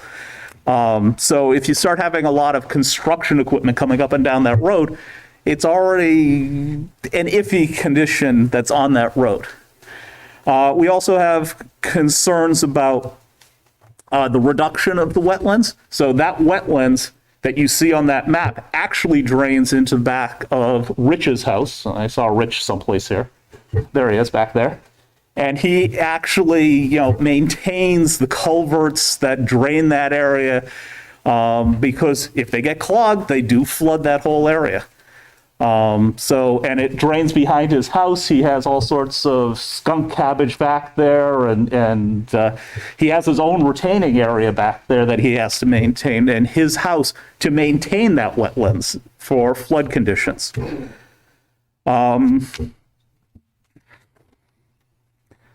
Let's see.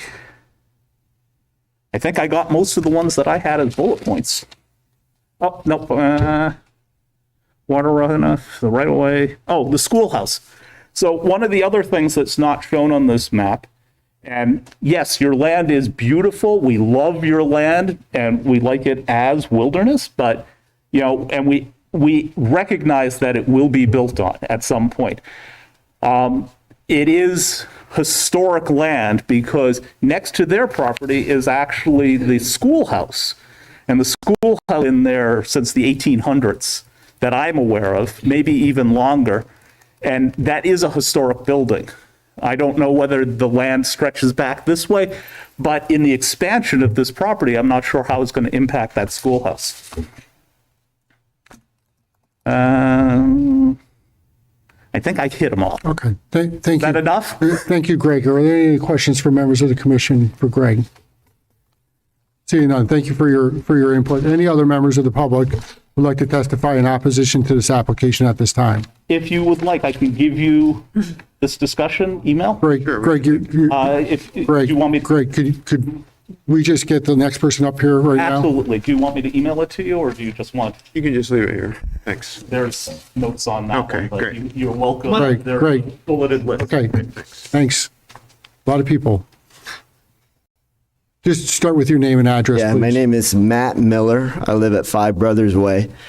If you looked at the map, I'm the lucky house on the corner where the egress would be to enter the proposed new neighborhood if we went with the open acreage concept, right?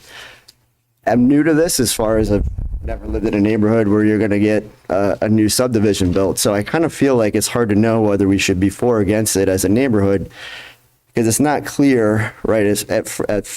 Is proposal one that they presented that doesn't have as much open area, how much of that area that they're saying is going to be open would actually be buildable, right? Because it would be very interesting to know, like, how much land are they really giving up? And my assumption is, from questions we've asked, that neither one of these have been approved by zoning yet, right? So for us to make an educated decision is hard as a neighborhood, right? Because is what they're proposing where there's less acreage, could they really build that many lots because of the wetland, right? So I don't know if that can be answered today, but I feel like it's hard for us to make a decision as a neighborhood without some of that information and a little bit more understanding. And I think, the traffic has been brought up quite a bit, but to articulate how bad it is, I have a 5-year-old son. He goes to daycare, which is literally, I just Googled it, 0.6 miles from our house, right? And it's so difficult sometimes on West Street to turn out that it could literally take us round trip, my wife or I, like around 20 minutes, right, to go 0.6 miles to try to pull out. And then there's so much traffic on West Street, right, to get back to our neighborhood. So I know there's been questions about traffic. I can tell you, living in the neighborhood, there is a ton of traffic that is an issue coming off of West Street. And probably the biggest question that I have, and again, I don't know if this can be answered, but why does our neighborhood have to be disrupted? I understand that this property is going to be developed, but everybody bought into the neighborhood with the assumption that somebody wouldn't be able to come in and just really change the whole feel of the neighborhood, the safety of the neighborhood, right? Most of these developments have been done. If you're going to do it off of West Street, like, why not create a road off of West Street, right? We called the zoning, my wife and I, and we also asked some questions to Mark, the neighborhood did, right, about why he wouldn't come off of West Street. And we didn't really get, we got different stories. One was, well, they don't want to sell some of the property that would make it accessible. There was another story that, hey, it wouldn't be possible because of how steep it would be to create that road. And then we asked, well, okay, well, it's pretty steep on Churchill. And the answer was, well, that was zoned prior when that was allowed. It wouldn't be allowed today, right? So if we're going to add all this more traffic coming in out of the neighborhood, how does it make sense if you wouldn't zone the same right of way with the same steepness, right? And that might not be the right terms that I'm using, but it doesn't seem like it makes a lot of sense, right? If you wouldn't approve something today to come off of West Street, if that was an option, why is it okay to use Churchill, which doesn't fit the requirements today? You're going to hear from a lot of other neighbors that are pretty passionate. But again, my point is, I don't feel like we've been given enough information to know which option would be correct, right? Because not all the questions have been answered. We're not even sure, has the property been bought yet, right? Because this feels like Mark is trying to get an understanding, if he buys the property, right, is he going to actually be able to develop it? And he wants option 2, and that's going to enable him to do a certain amount of homes to begin with, right? But then it doesn't stop there. Again, do a traffic study. If you make a connector all the way through another development that he's already put in place, right, what does that really do to the traffic? I'm not going to guess that it really clears it up. It probably makes it worse, right? So these are just all questions that we have as concerned, a concerned neighborhood, right, that we all bought in. It's a very calm neighborhood. There's only one way in, there's only one way out. There's already a lot of houses, and I feel like many of these points aren't being addressed, and I would appreciate some answers on some of the questions that I did ask. And then going through this process, one of the things that I would love to say is that, you know, as a concerned person in the neighborhood, my eyes are open that I'm certainly going to do everything I can to make sure that all the zoning laws are being followed and everything is being done in accordance, right? And I appreciate everybody's time listening on the panel. And hopefully you can provide us some assurances that whatever is going to be done is not going to be wildly disruptive to our neighborhood and unsafe for our kids. Thank you. Thanks, Matt. And I'll just say, Matt, to your questions, that, you know, that's kind of the seat that we sit in, right? I mean, that's what we're here to make a decision on. So part of of what you're hearing the conversation up here, I think it's fair to say, and not wanting to speak for anybody, we're trying to do our due diligence as best as possible to get information like things that have been brought up by you and others still that will come after you, to try to find out as much information as we can. So at the end of the day, when we make a decision, either way, we feel like we've done that with as much information as available and hopefully make it in the best interest of everybody. No, I appreciate that. I mean, the last comment I wasn't going to make, but I would make is, you know, we got this letter in the mail as, you know, I came back from vacation with my family, and there really wasn't a lot in this, right, other than a very brief description. And it appeared to us, the way it was rolled out, like, hey, it's a done deal already, right? It's either option 1 or option 2. And then there are a lot of questions, a lot of dialogue with Mark. Very nice guy, answered all the questions the best he could, but definitely with a slant toward, hey, you should go with option 2. If you go with option 2, I'll make sure that we try to do the best we can to make it the least disruptive we can. But if you go with option 1, all bets are off, right? And that leaves a really bad taste in everybody in the neighborhood's mouth, at least mine, right? Because it feels like some manipulation, right? And it really erodes trust, right? So I would hope that we could have some of our trust restored too here tonight and as we go through the process. Thank you. Thanks, Matt. Appreciate your time. Next. Hi, Al Benison. I live at 21 Churchill Street. I'm the first house on the road. I witnessed all the crashes down on West Street and Churchill Street at the intersection there, and some of them have been very, very bad. It's a miracle nobody has been killed yet. Number 2 concern is, if that's the only way in and out, if Churchill Street gets blocked, how are first responders going to get down there with their equipment? We're looking at a possible tragedy happening down there. There should be at least 2 access routes to get into this area so first responders can get in there and do their job. In the way it goes now, even if it's not blocked, they have to go all the way down to the bottom of the hill, take a right, and then come all the way back up to the top of the hill towards West Street to get to their point of the emergency, if that's where it's located. That road was closed for 15 hours from them power lines being down and the trees being down at the bottom of the hill by West Street. 15 hours. No one could get in, no one could get out. And that's not a very good situation at all. Number two, traffic, yes, that's going to be a big deal. 300-400 more trips a day up and down that one street. That's not to mention FedEx, UPS, Amazon. God knows there's 24 of them going up and down the road every day. That's another concern of mine. And if you had another access route halfway up the hill on West Street, you could put a light there, and that would eliminate Southington International Dragway on West Street, because they're doing 60, 70, 75 miles an hour. They're still in I-84 mode going up that road. And some of them even carried on to Churchill Street already. Hey, Matt, I live on Hobart Street, and I can attest to you that we get people on that road driving that fast as well, and that's I believe it right out here. I believe it. Yep, I believe it. But yeah, but they're just getting off the highway, and they're still in highway mode. And as far as the property is concerned, next door to my house, my backyard, basically, it was a junkyard for many, many years with lots of telephone poles, which were back in them days were soaked in creosote. I don't know if you were aware of that, which can affect the groundwater drastically. There was all kinds of junk vehicles and cars back there, and who knows what else, with gas tanks that rotted out and oil and gasoline leaking into the soil. There might be a remediation problem with the soil there. And that's basically my main concerns. Yeah, and like they said before, have you ever tried to take a left out of Churchill Street onto West Street? Good luck. Thank you very much, people. Thanks, Al. Appreciate your time. Here. Oh, sorry. Question for Al. Okay.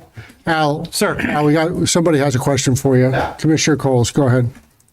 Oh, thanks for coming up. Can I just a quick question? So you're the first driveway on Churchill Street, and I'm just trying to get, based on the questions that we've had before, in some context. It shows about 265 feet from West Street. Do you have cars that get to your driveway backed up from West Street? Not yet. Okay. Not yet. But I'm sure with all the additional 70 to 100 more cars, depending on how many cars each household has, 2 or 3 cars, that's going to be 70, 80, 85 more cars. God knows how many trips going up and down. No, thanks. Yeah, I just wanted to get some context. Thanks, Al. Okay. Thank you, sir. Thanks. Next. Pamela J. DiPaolo, 54 Delahunty Drive, Southington. I think I'm opposed to this project only because I think it needs a lot of time and it needs a lot of analysis and a very comprehensive one on the part of this board, which, by the way, I want to thank you for all your efforts and appreciate all the time that you put in, because the pace of development in Southington has been really very dizzying to me over these many years that I've been living here and also being in business here. But I think that as a longtime Southington resident and a longtime business owner and property owner, I think that the days of Southington being having developments like this being fast-tracked and automatic shoe-in and so forth, I think those days should be really over. And I think a lot of people in Southington that I've listened to, my customers and just people around town, because I try very hard to keep my finger on the pulse of what people are thinking. And I think that it's very important that we consider some things. We consider the safety and the fire safety, which the gentleman before me already mentioned. We have to think about stretching very too thinly our government, our town services, the police department. I mean, last year they added a police officer, and the town government and Mark Schoda and all of the town, council is trying to balance all the budgets all of the time and trying to make sure we have services to help the town. We have our Board of Education and so forth. So I think those are all things that play into this. As well as the people who live in the area. So first of all, the traffic on West Street is horrendous right now. So I do think that this development would create a lot of extra traffic that is really going to create a lot of hazards. And so safety is a top issue. And then you have, so many people living in that area that are having problems. So I agree with the gentleman before him, also Matt, the things that he said. So I think that you have to do a really comprehensive analysis. I think that although they do have the open space is a very large area, that's good. I think that's a great offer. But what I would like to suggest is that they consider doing an additional open space area to the right side, which is is that the east, I believe? side. I'd like to see an additional area of open space there. So instead of 17.6 acres, how about 25 or 30 acres? And then you can take away some of those homes, and I would not be opposed to it then if they could reduce the number of homes and increase the number of acreage for open space. I think there's room for compromise there, so that obviously the people who spoke before me said this land is going to be built on. Yes, it obviously is. But how about let's get up with the times and protect a little bit more of the environment and have a little bit less traffic problems. I think there should definitely be a traffic study, and I think that the town, if necessary, should undertake its own traffic study or require the builder to provide 2 traffic studies, okay? They should provide one who works for Mark Lovely and someone else who is an independent person. Thank you. All right. Thank you, Pamela. Any other member of the public like to speak in opposition to this application? Hi. Hi. My name's Tammy Balch. I live at 1230 West Street, so I'm right on the corner of Churchill and West. Yes, traffic is a huge hindrance. It's very dangerous. People go way too fast. People fly up and down the street, 2, 3 o'clock in the morning. We're hearing squealing, going up the hill. It's, I'm sure, as it is everywhere. My concern right now is there's been no discussion whatsoever about how the property is going to be cleaned up. As Al had said, it's been a junkyard for at least 50 years. So the farm has been gone many, many years, with all due respect. But let's put it out there. There could be lots of contamination. There were years ago, I don't know, maybe 10 years ago. I'm sorry, really nervous. I don't talk in front of people, so. There was an issue on the property. DEP was there. They were in hazmat suits. They took away 55-gallon drums of, I don't know what it was. Maybe he does. I don't. The Creosote poles, the transformers, all of that could be contaminating the ground. We have wells.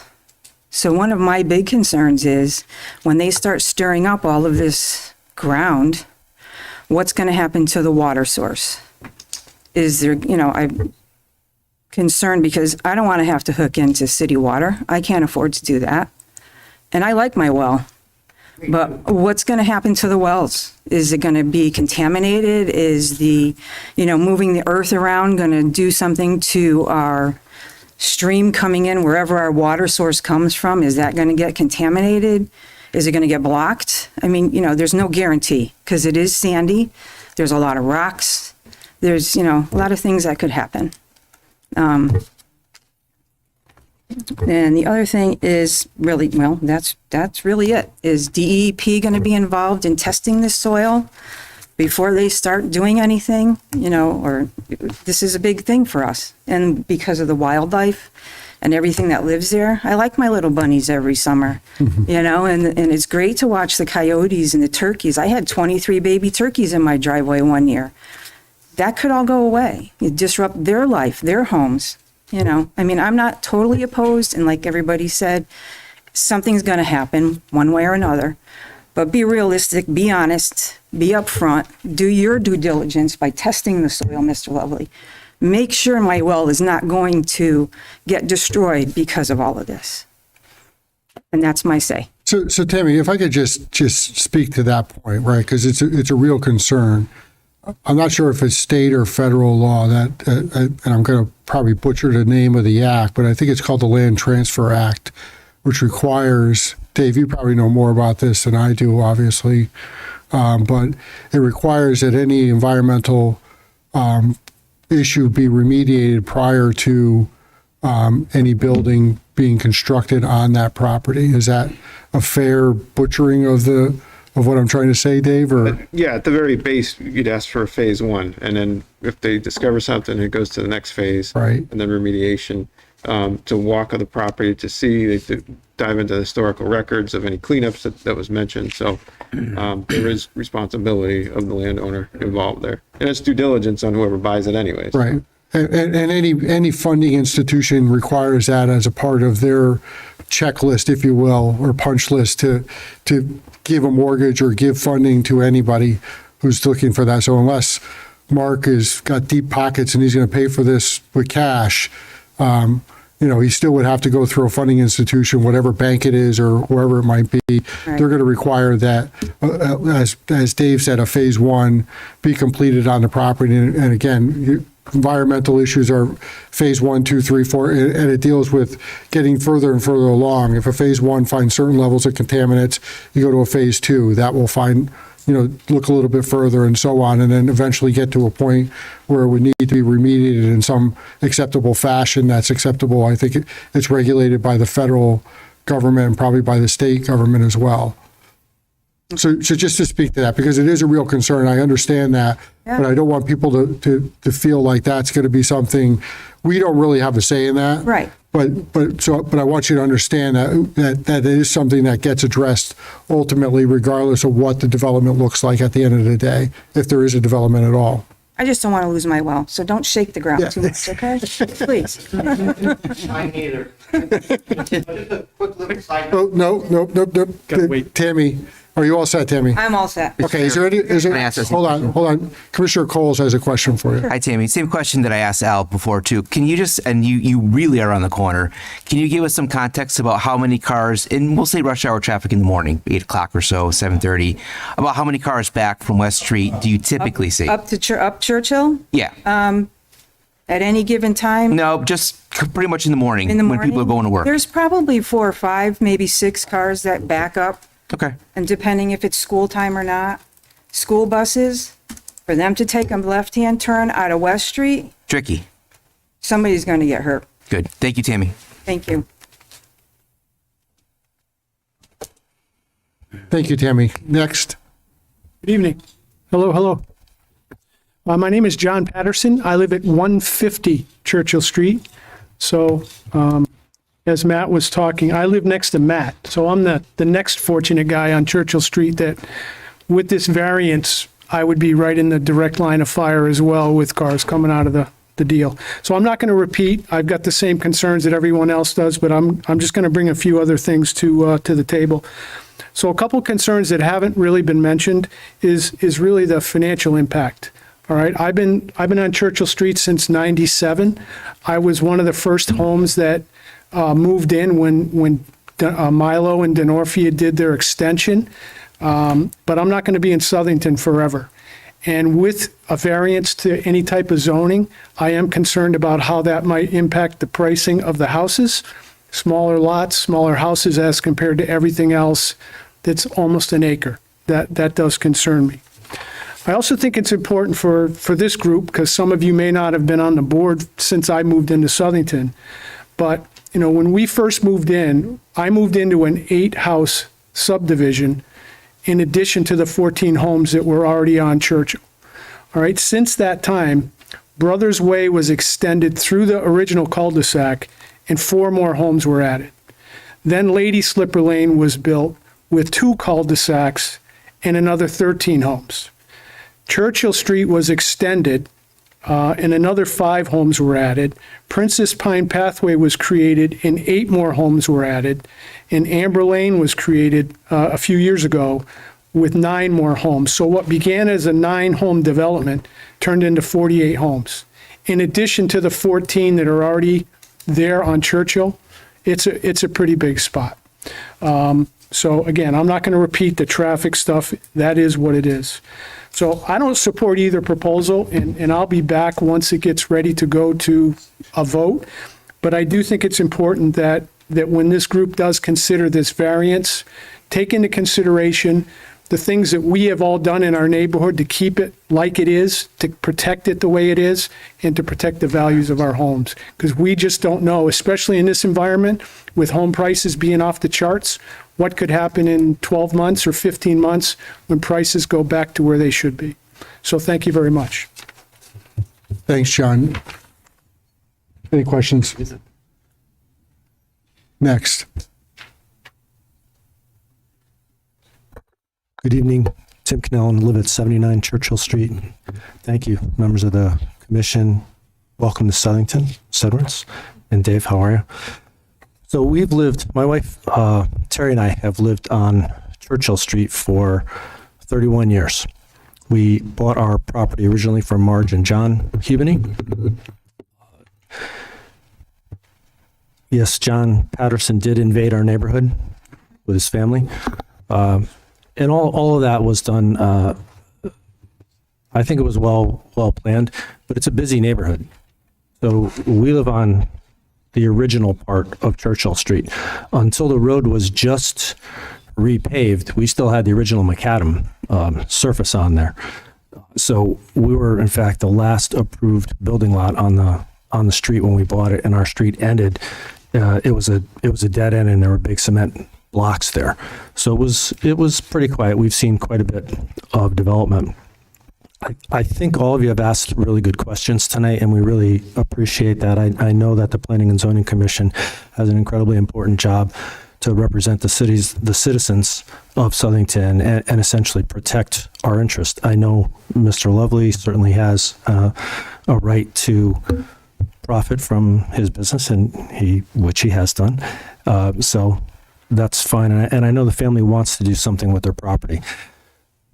It doesn't necessarily have to be development. I mean, if you want to do really something really special with the property, can we work together with the town, refer it to the open space committee, perhaps? I know that's a good chunk of change. I'm sure I have no idea what it is, but it would be something very special. I don't want to repeat what other folks have said. My main concern is safety in our neighborhood.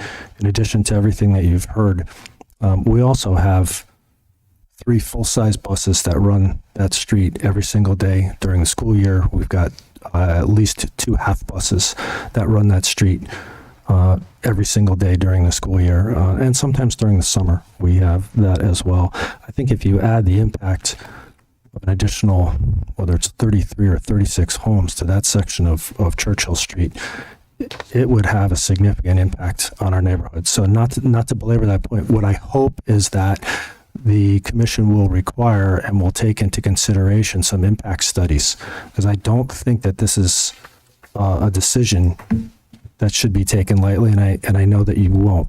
I know the hearing tonight is on this special application. Sorry if my comments are offending anyone. The hearing is on a special application. I think it might be prudent just to table any action on that for the time being. I think that's happening. Okay, We're not going to be taking action on this. Yeah, that would be great. I'm really appreciative of the fact that you're going to go out and do a site visit, and I think walking the whole property, not just where the wetlands are, because as you go from the west to the east, so where that wetlands are, and you travel east and go up the property, you'll see the rise, and you'll see some of the things that people have mentioned. I do know when we voted just recently as a community to purchase the development rights for Southington Country Club, one of the big issues was the impact not only on the school district and the number of students. This would directly impact Thalberg Elementary School.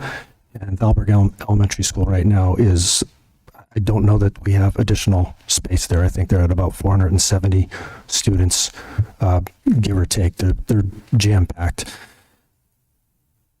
The cost when and Dave probably has the figures, the planning department did a wonderful study and a wonderful PowerPoint presentation on what the cost would be to the community at large if the 104 homes were built on what is Southington Country Club.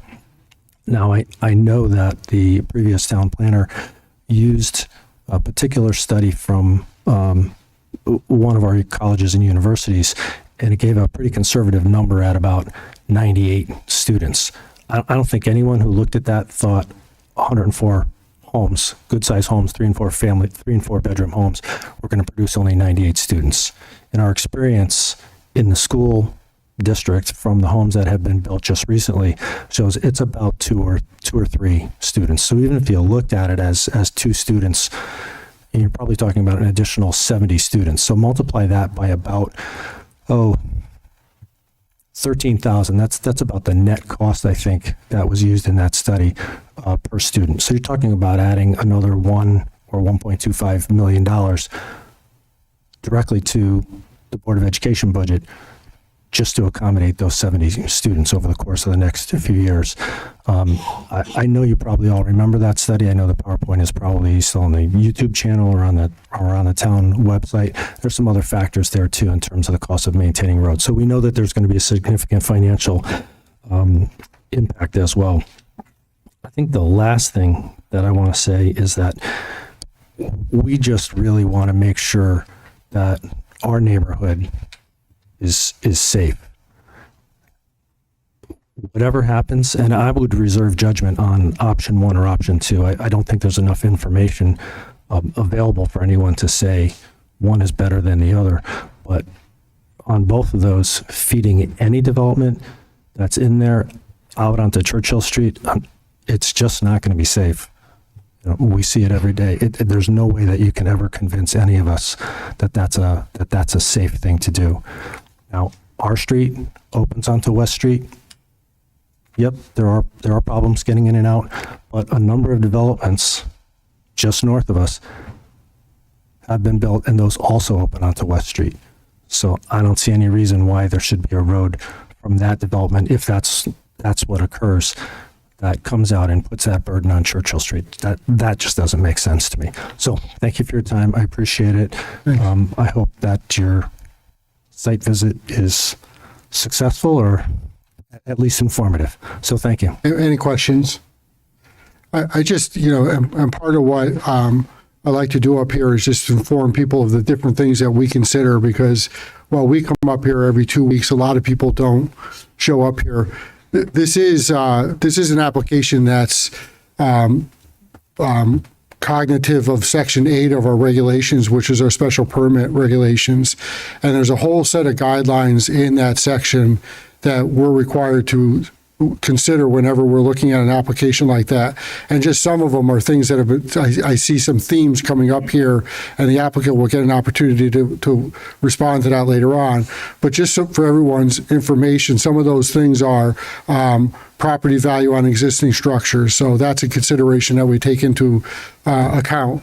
The effect on health, safety, and general welfare of the community, that's something that we consider whenever we're making a decision. And the last one, although it's not the last one, there's several more, but another one that was brought up was the historic significance of the site and the affected structure. So these are things that we consider whenever an application comes before us on a special permit, which is what this is in a sense. So with that, if there's anybody else who'd like to testify in opposition to the application at this time.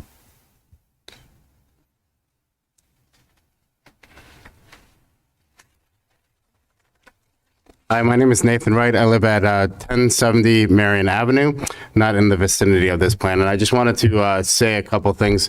First, I definitely appreciate the developer's interest in helping with the open spaces here in the town. I think that that's important, and I think that really the town, we need to work together with private individuals in order to preserve more open space. However, I also was thinking during the presentation about the PowerPoint that I believe it was a member of the town council put forward, as well as a lot of the information that was circulated, much of which was by local politicians who were trying to persuade folks one way or the other on the previous referendum.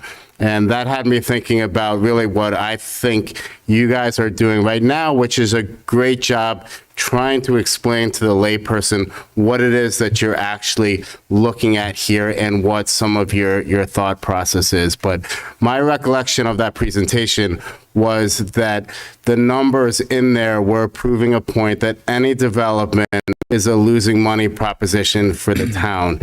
And based on that, the town voted for purchasing the land rights at the country club. And if that is really true, if those numbers in that PowerPoint presentation put forward by the town politicians are true, then we really need to look at what we're doing and to encourage development in this town and what we're doing to maybe make things more of a cost-effective basis, if that makes sense.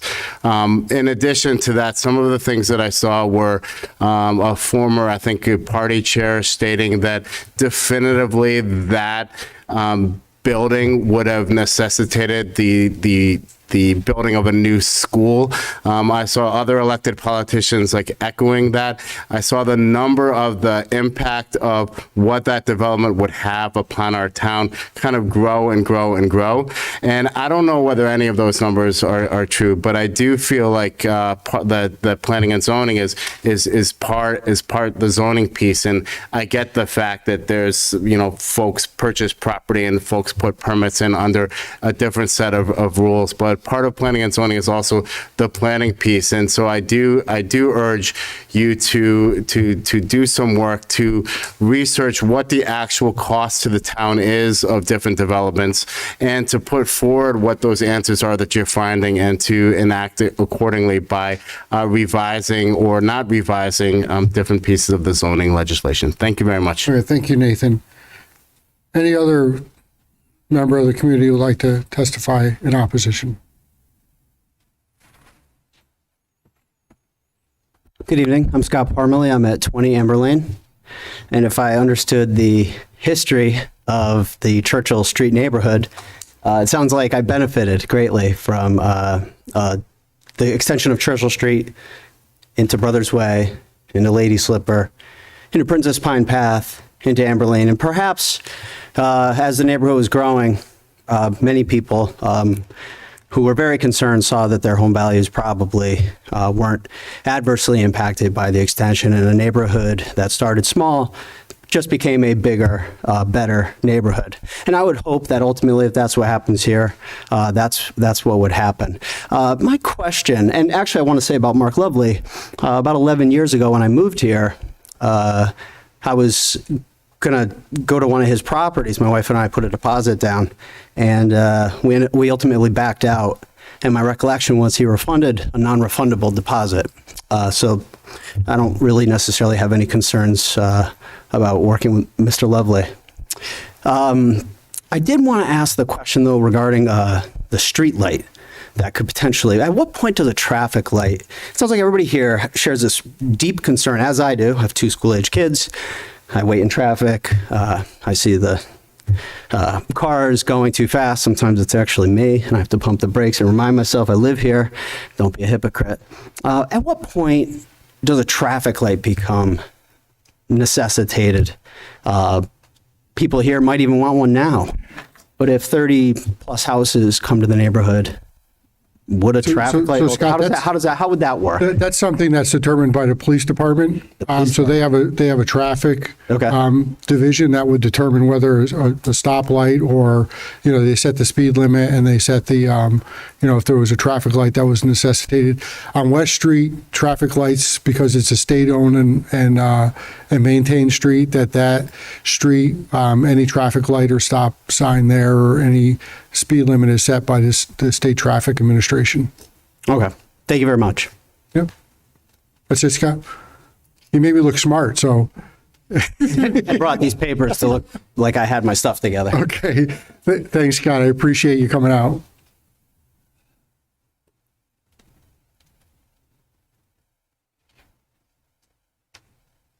Good evening. My name's Jeff Buckley, 109 Churchill Street. So I live 2 houses down from the Cannellans, who spoke previously. So probably the 6th or 7th house in from West Street. Just to further the statement that was previously made, I feel like, and it gets back to the traffic situation, we're in almost like a death by 1,000 cuts sort of situation with that. And I don't think it's the scope of the traffic study that they need to do to really look at the holistic impacts of that area. I've only been in that area 10 years, not 30, but I recall, I think it was back in 2012, there might have been a West Street corridor review. I don't know if it was by this commission or not.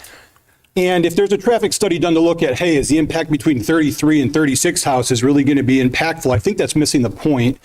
If you look at the 100 or so additional homes that have been built to the north, the other homes that will eventually be built, just north of this development, the properties that are for sale off of West Queen Street and other things, you see the for sale signs for, undeveloped property along West Street. Is it time to, or is it the scope of this commission to take a look at revisiting, you could call the police department or the traffic commission and they say, oh, today in this one residential intersection, maybe you don't need a traffic light, but I wouldn't want to be, Monday morning quarterback in a situation where there'd be a fatal accident or something else that happens. I mean, every couple of months, you guys are closer to the street than I am, but you can hear it, you hear the sirens, and you kind of just wonder, hey, is that the one? And I think a broader look at a traffic study would be a little bit more meaningful than just looking at, okay, we did a traffic study for this development, now we're doing it for here, we're doing it for here, and maybe that may give us some a little more comfort or some better results. Yeah, I think one of the reasons why we asked for a traffic study and not to try to speak for Sue Locke, she's certainly capable of doing that for herself, is that we over the course of time have had a very public concern about the traffic on West Street. There currently is an active study going on that's funded by the state of Connecticut, actually, on that roadway between Southington and into the Bristol area. And that's part of the reason why. But again, that road is controlled by the State Traffic Administration. We've made recommendations to the Traffic Administration for certain things like right turn only lanes, and they've overruled that. They have the power to do it, and we can only make a recommendation. So I'm hearing that, so the town of Southington can only do so much. It's ultimately up to the state DOT to make that final decision? On West Street, that's correct, Okay. yes. All right. Thank you. Okay. So at this time, and I apologize to anybody else who would like to testify, it's now 10 after 9. I have another, what seems like it's going to be one that's going to be very active or robust with the amount of people who come in, and we don't cut off people in terms of the time limit when they testify. This public hearing is going to remain open for all the reasons that I talked about earlier. We requested a traffic study, and we've requested the opportunity to go out and walk the site. So at this time, I think that unless there's an objection from a member of the commission, we'll suspend the public hearing on this one. Again, the public hearing remains open. We're not taking any action on this application this evening. And our next meeting is on September 7th. And anybody who didn't get an opportunity to testify will have the opportunity to come back then. But I too want to be considerate, and just to sort of explain my thought process, I want to be considerate of the other people that are here that have either applications or things that they would like to provide input on us on. And I thank everybody for coming out on this application. And if you have the opportunity to come out on the 7th, I encourage you to do that as well. So is there any objection from any member of the commission to that? Just a point, Mr. Chairman. Commissioner Salker. After the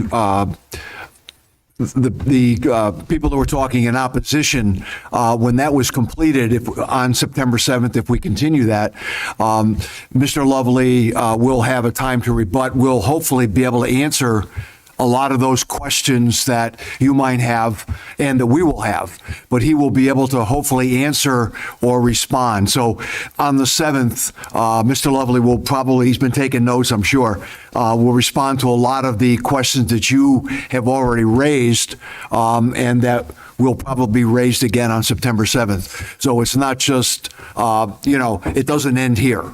So we will be getting some feedback from Mr. Lovely on September 7th as well. Okay. I appreciate that, Bob. Thank you very much. At this point, I'm going to take a 5-minute break to give people the opportunity to stretch their legs, maybe use the facilities. Let's reconvene back here at 9:15, please. I was about to ask.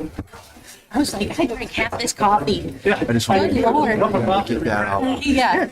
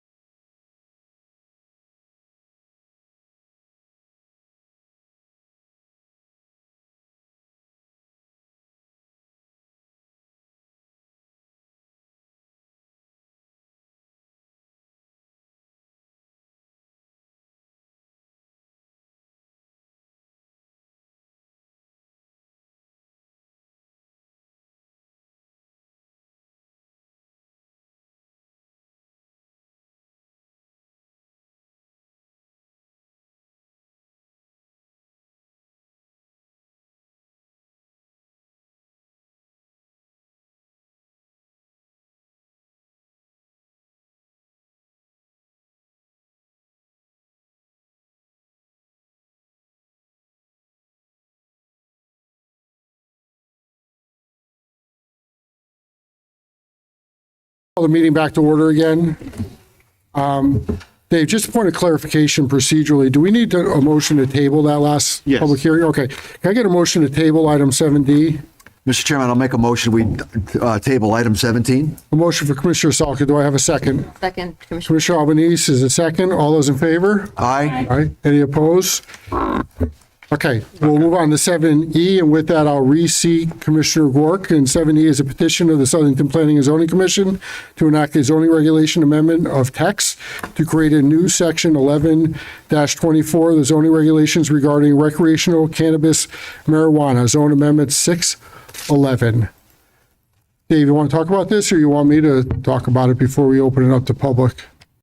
I would say go with it. Okay, so I'll explain a little bit of what brought this about is just to sort of frame the issue a little bit.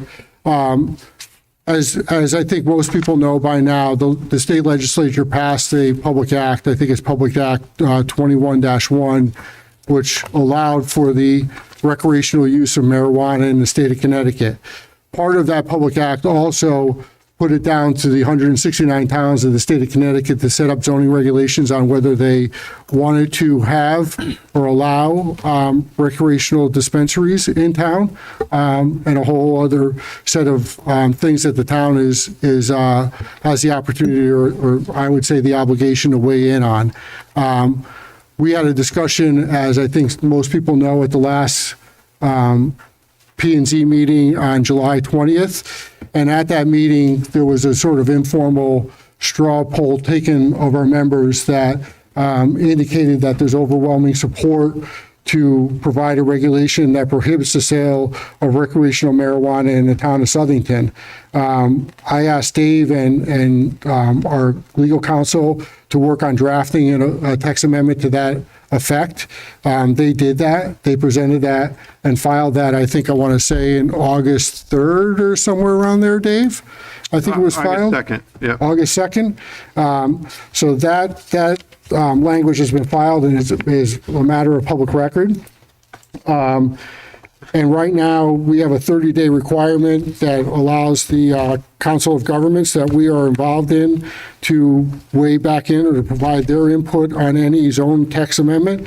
We are within that 30-day window right now, so we're not going to be acting on that, but I do want to have a public hearing so that when we come outside of that, and we have heard from all three Council of Governments at this point, but when we do come out of that 30-day requirement, which is on or about our next meeting date, which is set for September 7th at this point, the day after Labor Day, we will have the opportunity to act on that proposed zone text amendment. Just like all zone text amendments, we open it up for public input, both for and against what we have drafted. So with that, I will open it up, and rather than do a for and against, why don't we just do a general open to folks?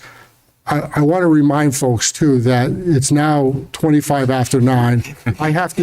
We have to be done by 12 o'clock, and I have a whole set of things on the business meeting, so a little bit of clock management is going to occur on my behalf.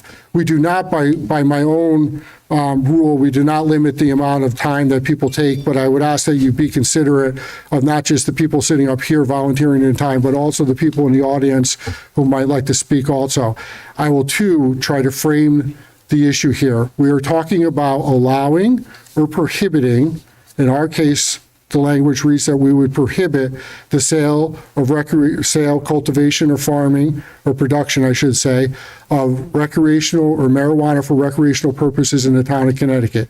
This has nothing to do with whether marijuana is beneficial or not beneficial. That argument is one that occurs in the General Assembly. They've had that conversation already. We're not here to weigh in on that. We are here to speak about whether we want to have a or a dispensary in our town that provides the sale of recreational marijuana. We do allow the sale of medical marijuana in the town of Southington. It's in a very small part of our town, but we do allow that. And I too would yes, we do. No, 11-23, I think it is, but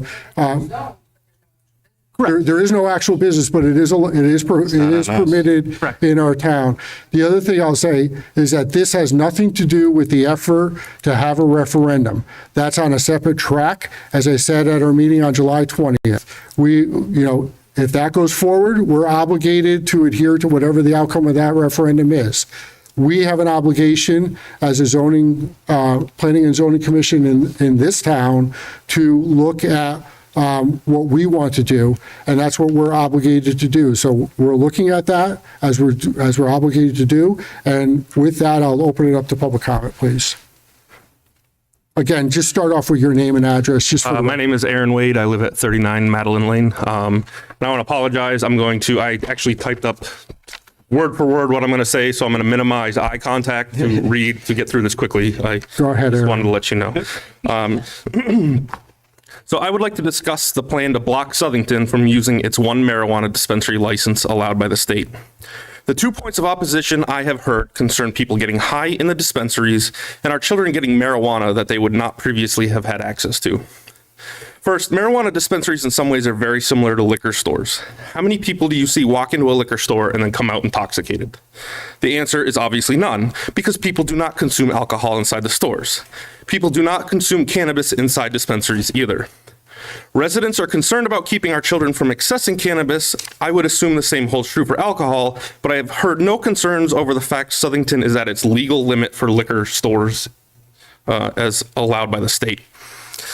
The cost to open a dispensary starts with licensing fees, which will run $55,500. On top of that, a store will have to either be built or extensively remodeled, staffed with trained staff, and stocked with expensive inventory. The cost of starting up a dispensary will be immense. It will be so immense that it would preclude any dispensary owner from willingly risking a sunk fortune in upfront costs and extremely high revenue to sell a few $100s of marijuana to our kids.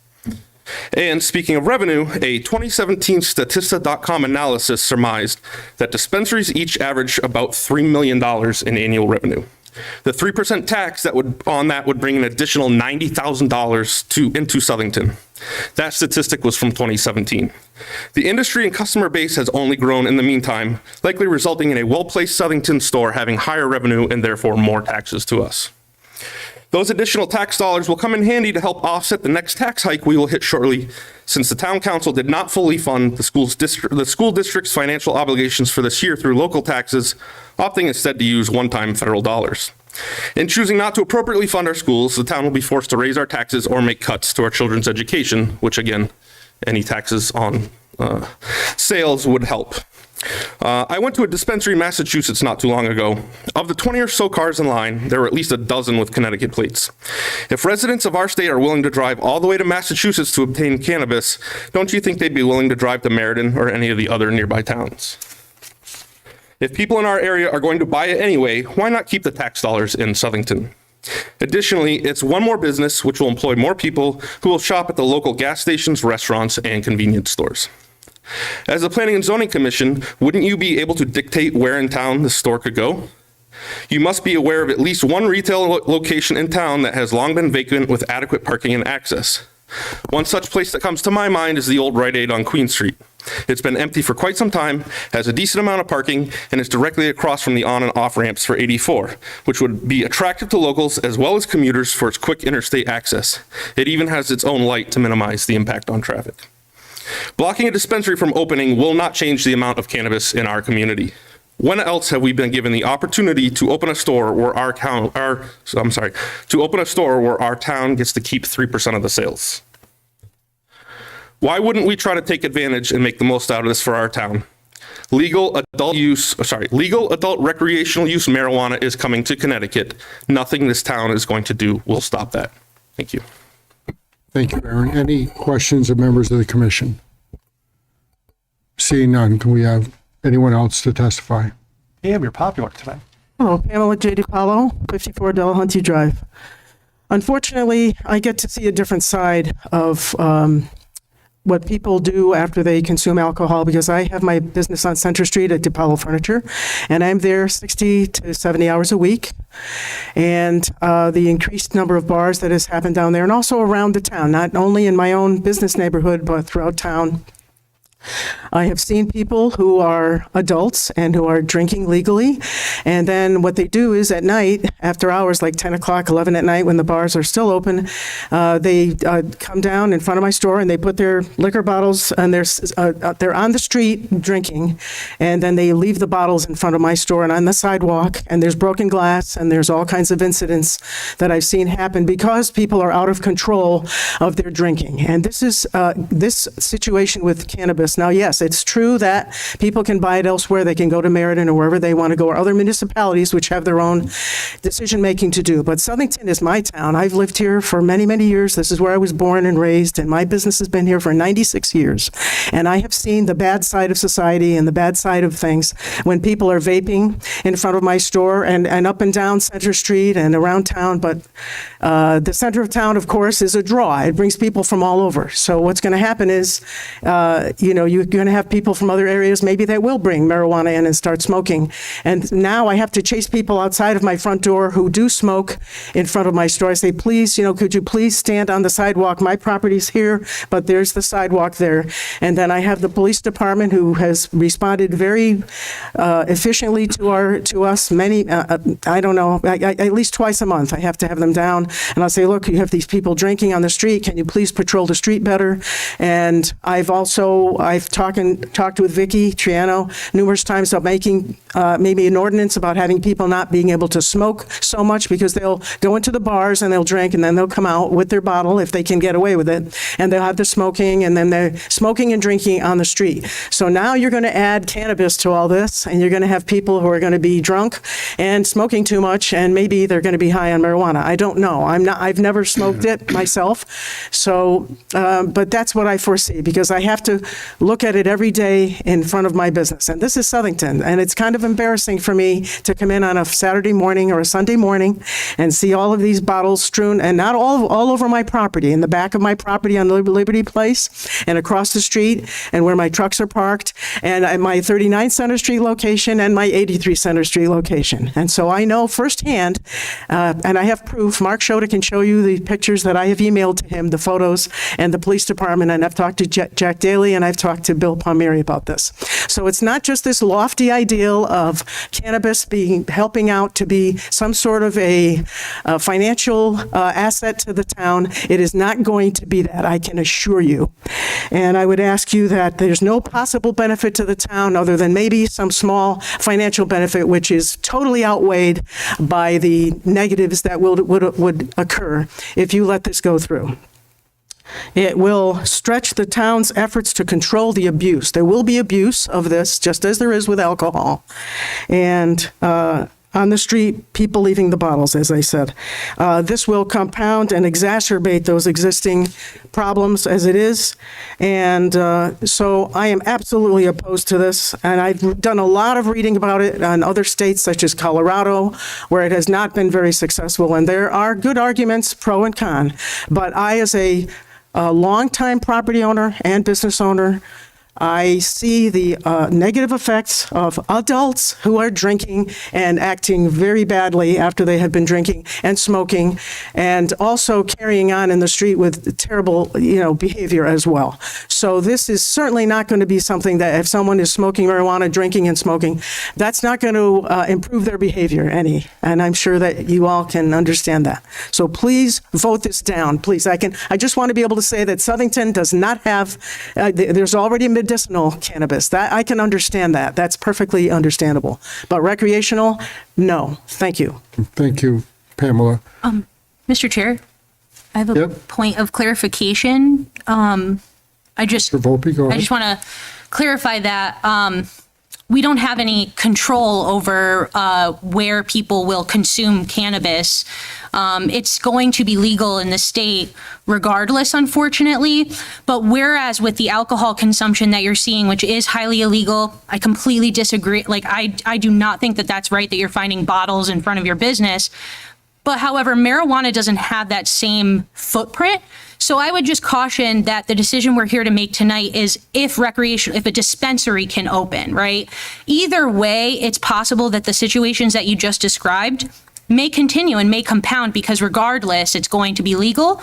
And I just want that on the record so that if there is an issue, right, in about a year or so, that we have spoken about it at this commission, right, that there are areas in town that people are consuming cannabis because the regulation that we have before us that we're discussing does not say where in town, just that where in town you can consume it, et cetera. The state is still going to say that it's legal. So what you're saying is I wish that we could help with that. But unfortunately, as we see it right now, we're saying no dispensaries. You know, we're not saying you can consume it here because a dispensary is right there and that's the only place in town. You know what I mean? We don't have that ability. But and I can assure you also, though, that it's not going to leave the same footprint as the bottles on your business, on the sidewalk, et cetera, because it's not. It's more of an invisible kind of drug in that sense, right? Alcohol so visibly affects someone. Someone can be intoxicated with marijuana and you may not even know it unless there's a smell to it or something. And at that point, that's another discussion. But I just want to clarify what we're here for tonight in that regard, you know? And I do feel you. If someone has access to it from a local dealer, it is easy for them to go to a recreational area such as a restaurant downtown, which is where they're going with alcohol, and not necessarily buying it in the restaurant next door or down the street. So that's what the problem is that they potentially may be buying it from this dispensary, and then as they're coming downtown to go into a bar, they're going to say, well, hey, let's have a smoke of marijuana at the same time as we're going outside and we're going to have a drink with it. So those things all come together for people who are recreational. They're going to say, well, let's have a drink and a smoke, and we're going to be in this bar, or we're going to be in downtown Southington, and we're going to do all three things now instead of just two. That's what I'm afraid of, and I know that it's going to happen, and I'll prove it to you because when this goes through, I'm going to take some photos, and I'm going to get some video, and I'm going to get proof, and I'll present it to the police department and the town council, and I will prove you wrong. Thank you. Well, I'm saying that yes, that is going to happen because marijuana is going to be legal in the state. So Abused.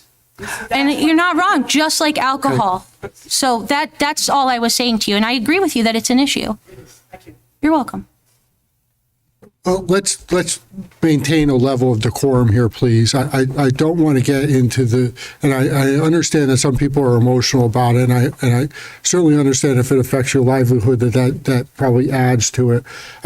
I do not want somebody to point a finger at anybody up here and say, you know, you. It's not about that. This is a commission decision that we'll ultimately end up making, but we're going to do this in as respectful manner as possible. Commissioner Rourke. I had a while back, Caleb had sent the 4-page, I guess, summary of basically the law and what it entails. And I don't know if Dave can confirm this, but it basically states that anywhere you could smoke, you can't smoke tobacco, such as public sidewalks and parks and beaches. That will apply to cannabis as well? Not specifically for town parks, as I understand it. But not for town parks? Right, it's state parks. Okay. But that's an individual decision. I don't know if our attorney had looked into that at all. Okay. But currently, my understanding is it's not on equal footing to regulate that use of specifically where. Okay, because it just in this quick, I'll read it quick. It says property that a municipality controls includes but not limited to sidewalks, parks, beaches, municipal land, and buildings. And it states that the regulatory authority applies to smoked or vaped tobacco or cannabis and other types of cannabis use or consumption. So I don't know if that's something you would have to enforce further, or basically if it covers tobacco, it covers Any location is not a preview of the Planning and Zoning Commission. Okay. That's left up. Any ordinance that gets, but we deal with regulations. Any ordinance that gets passed is something that the town council in our town would address. Right, it's a municipal ordinance, as the chairman said. I just looked at the cannabis summary from NVCOG, and it did say that it's an enactment or amendment to a municipal ordinance prohibiting such activity in public spaces. So it would rise to that level. Okay, so if the council decided to pass further to regulate on the sidewalks on public sidewalks, that would help out some situations, I guess. That's up to them, yes. Hi. My name is Mitch Silverberg. I live at 858 Pleasant Street, just down from the high school. We're new to town. My wife and I only moved here a little less than 2 years ago. We came here because we heard it was a nice place to live. I grew up in Southern Connecticut, West Haven, and you know, there's always been drug problems and marijuana problems in this state. Anybody who thinks this is new really isn't clear on what's been going on. I want to clarify one thing. I heard somebody talking about the tax benefit of this. Pam mentioned Colorado. If we look at the first 5 states to pass the regulations allowing for it, no state has benefited from money from taxes. They found out that the law enforcement that they had to use to back up their laws on legal marijuana and the use thereof was eating up that money as fast as they could generate that money. You can go online and check it. It's a fact. It does not give a major tax benefit to anybody. Tolling highways might, but that won't. So that's my first thing. The second thing is I am a retired teacher, 40 years in school systems in New York State. Kids are going to get marijuana, whether it's dispensed at a dispensary or it's sold on the street. If they want it, they'll get it. That's not ever going to solve that problem. That can only be solved through education and other ways of getting them to understand what it does to the person. You are affected by marijuana, and it does cause various different, things that are not good. You cannot drive a vehicle while on marijuana. It's worse than driving drunk. The statistics are out there on that too, if you want to check them.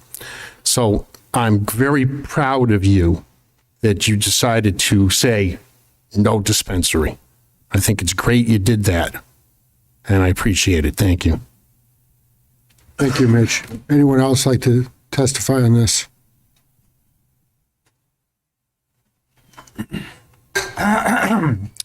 Richard Cooper, 79 Barbara Lane.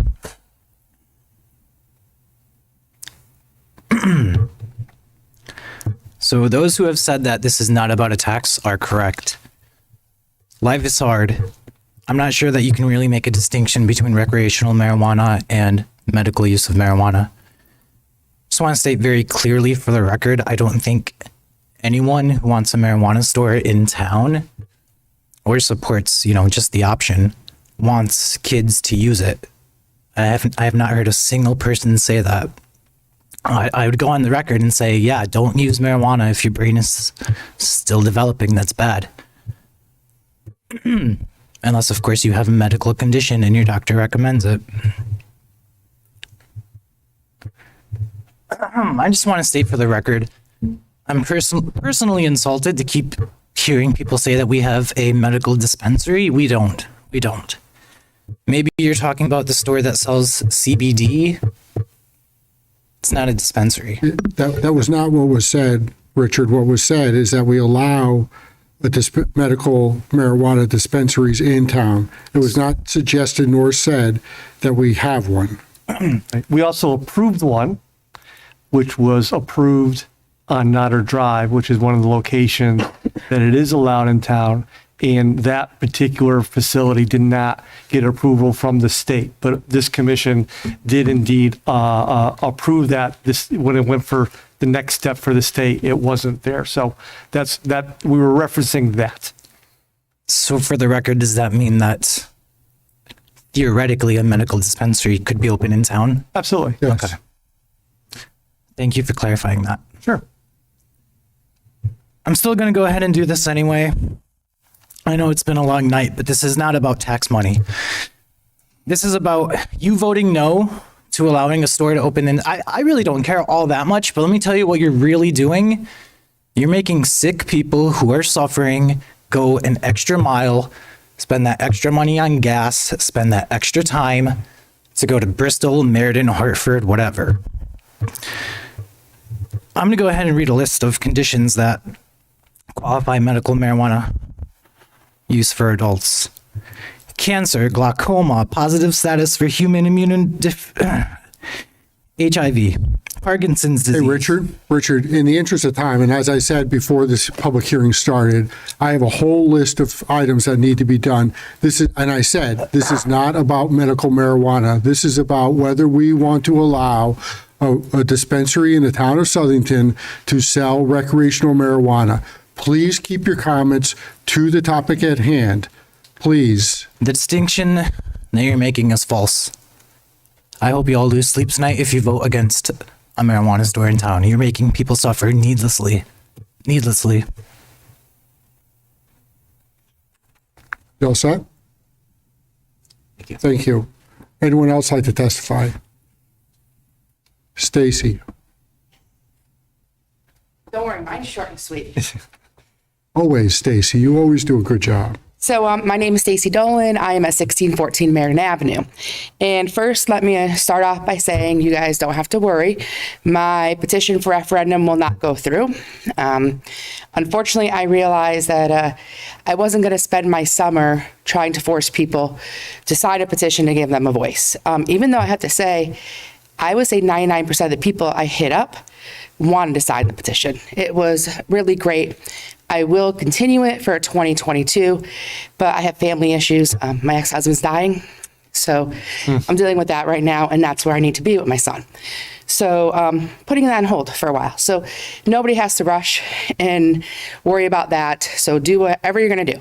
The thing that I am up here to say, though, is that, as Mrs. DePaula was saying, a lot of people are confusing the fact that if there's no dispensary, there's no marijuana. And we know that's not true. And I don't understand the argument of not wanting a dispensary. People say, save the kids, save the kids. Kids are not even allowed in the dispensary. Kids are allowed in a package store. I mean, I see that all the time. I live on Marion Ave. There's Sassy Liquors right next door. In dispensary, kids are not allowed. So when people are screaming, save the kids, what are you saving them from? A building they're going to drive by? And it kind of upset me in the last meeting here when Mr. Salka was still upset about VIP. What did VIP do to you? I mean, it's a great store in our town. I mean, it's a great tax money. I mean, when we were in COVID, it stayed open. I don't understand why everybody's upset about sex toys, and you can't even see them. So that's why I guess a dispensary, it's not bringing drugs to our town. We're forcing people to do them. It's selling them because it's illegal, and nobody new is going to do it. So I just don't understand why saying no to something that is giving us tax money. So there's that. And I think that's it. So thank you. And I appreciate everything you guys always do. I respect you, even if I disagree with you. Hey, Stacy and Peter, I'll turn to you in a second. I mean, first of all, my condolences to you and to the family. I mean, obviously that's a sad situation, and I commend you for doing all the things that you do. I'm trying to keep it together because just talking about it. I get it.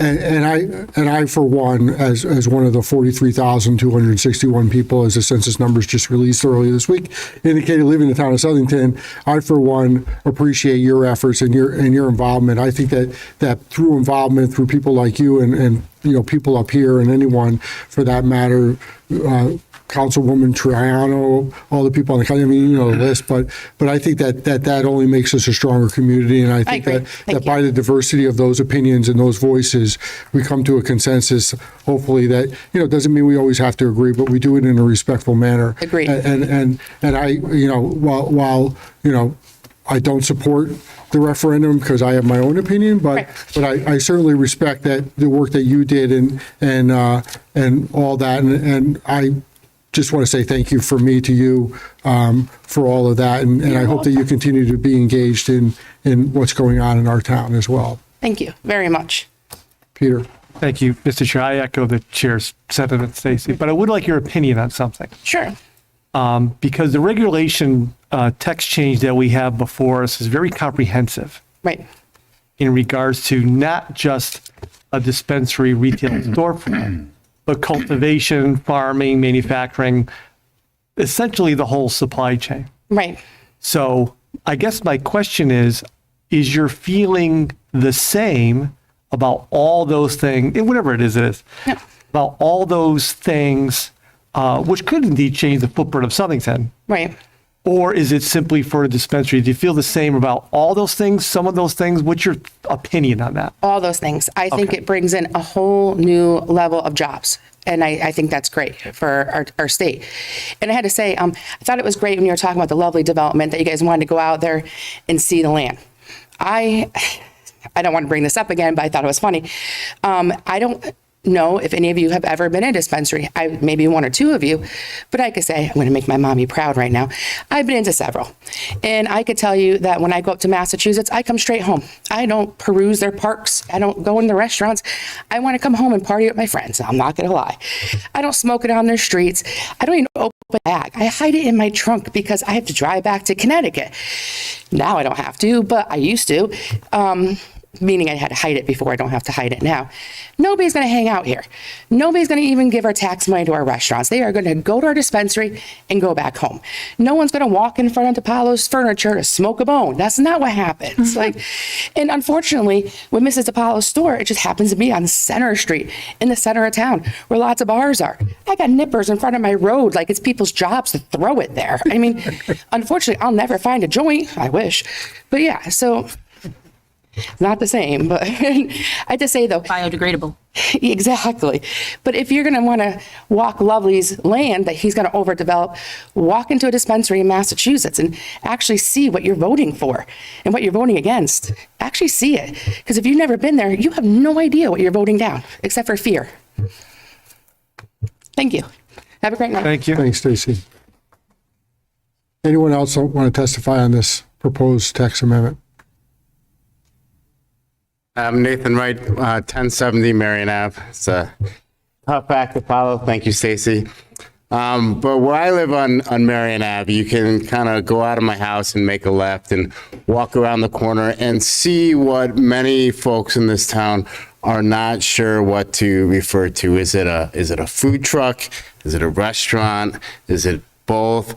I don't know. I mean, that's a question for debate. And you can look it up on the internet and see that they've got good relish, but you can't find any other facts about it. And my understanding from the last meeting was that a group was set up to kind of look into that issue and think about like, well, what really makes sense for our town? How can we appropriately help this business? How can we help the town? How can we make sure it's in a level playing field for everyone?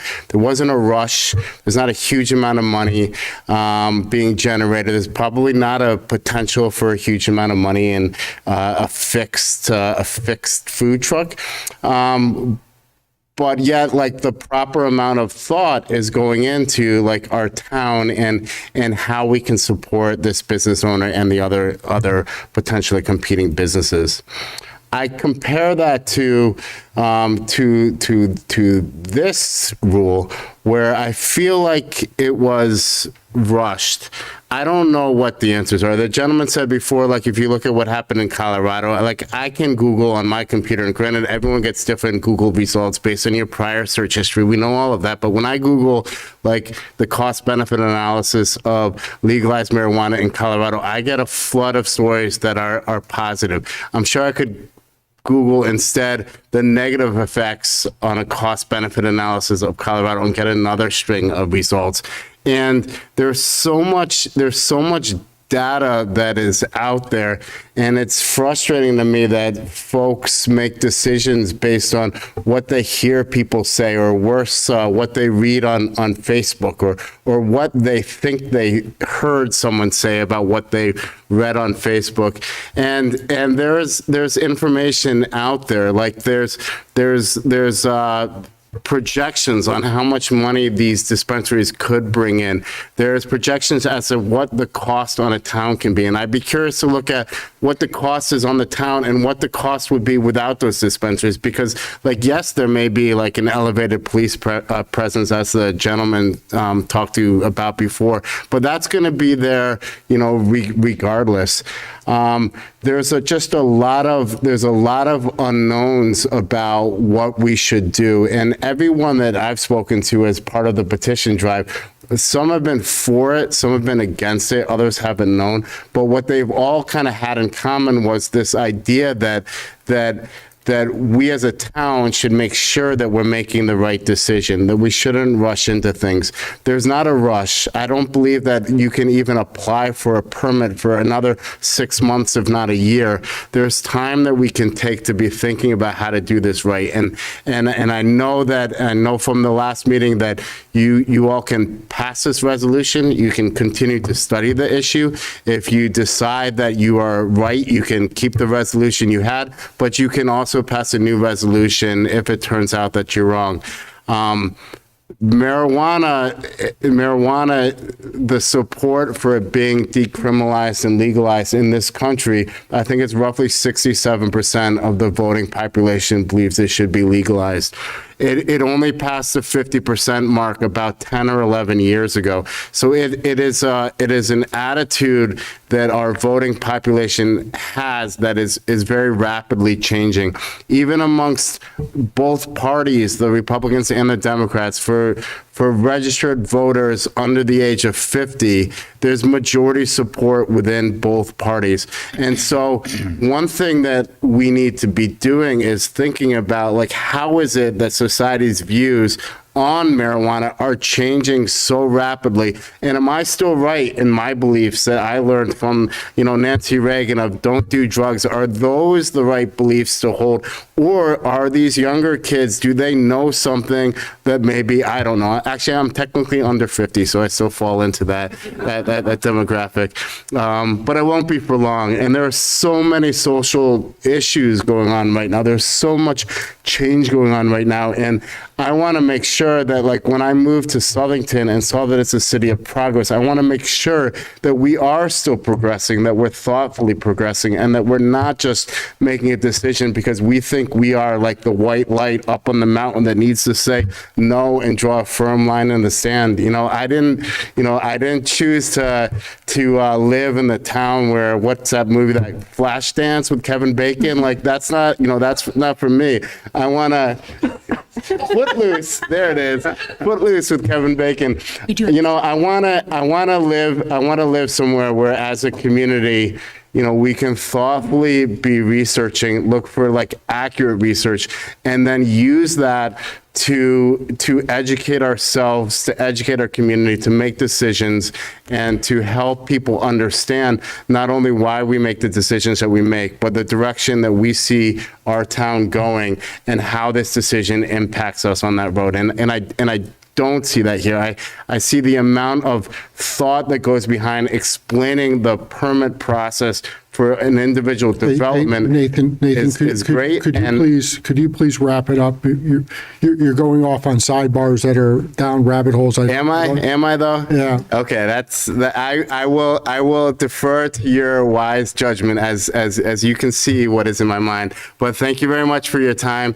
And again, I would appreciate some research on this area. Thank you. Okay, thank you. Anyone else like to testify on this proposal?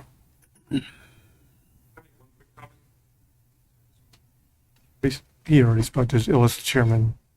Sorry, I just had a real. Hold on one second. Oh, I'm sorry. Well, he's spoken once already, so let's.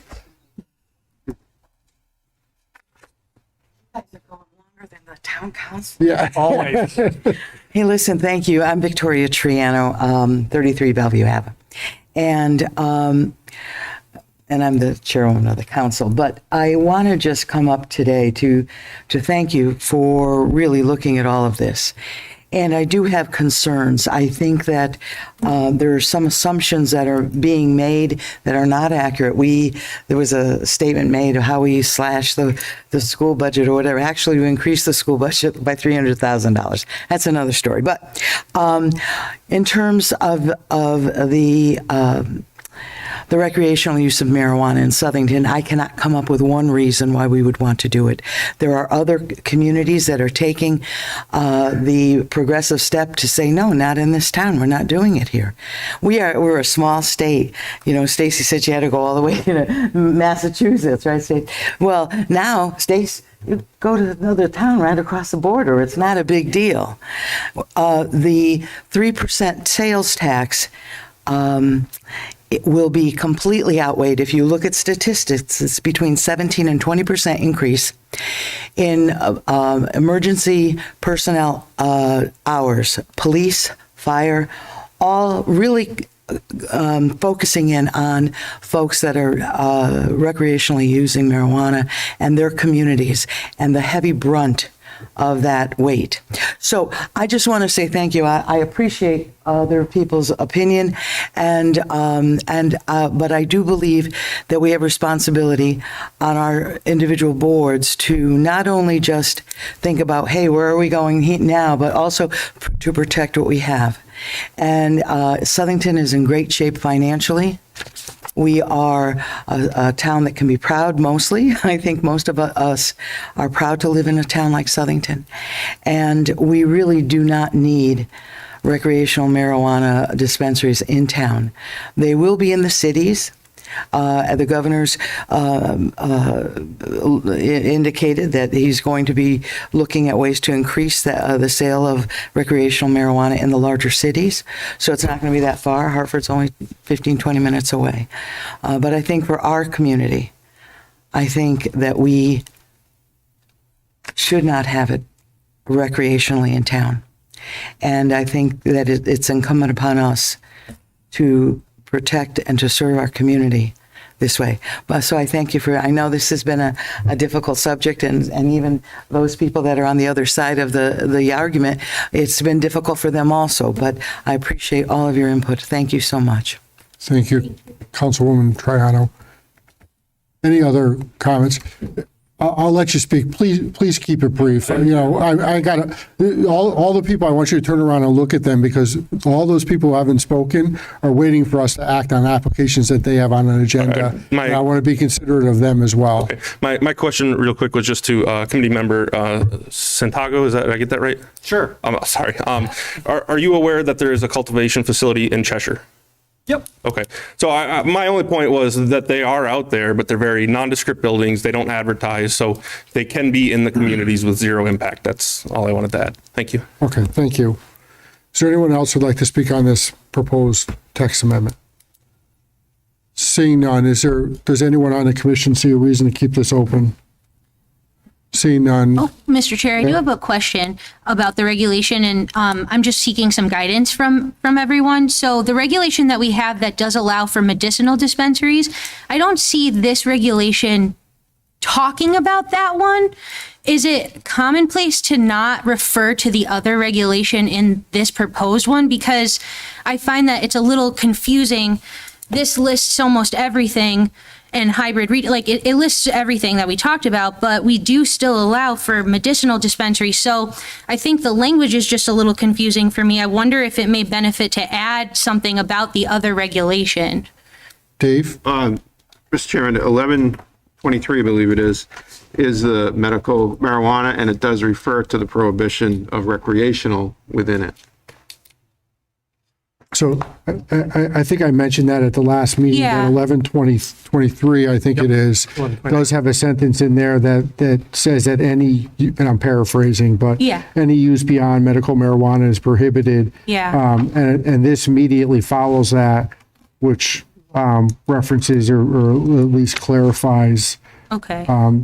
Was intended to clarify. Peter? Yeah, if I may, Mr. Chair, because I wrote that, or was part of that committee did it. So I think, Mr. Chair, I think you brought it up last time where there's a phrase in there regarding anything other than non-medical wouldn't be, and it referenced the statute that was in there regarding medical marijuana, referenced that statute.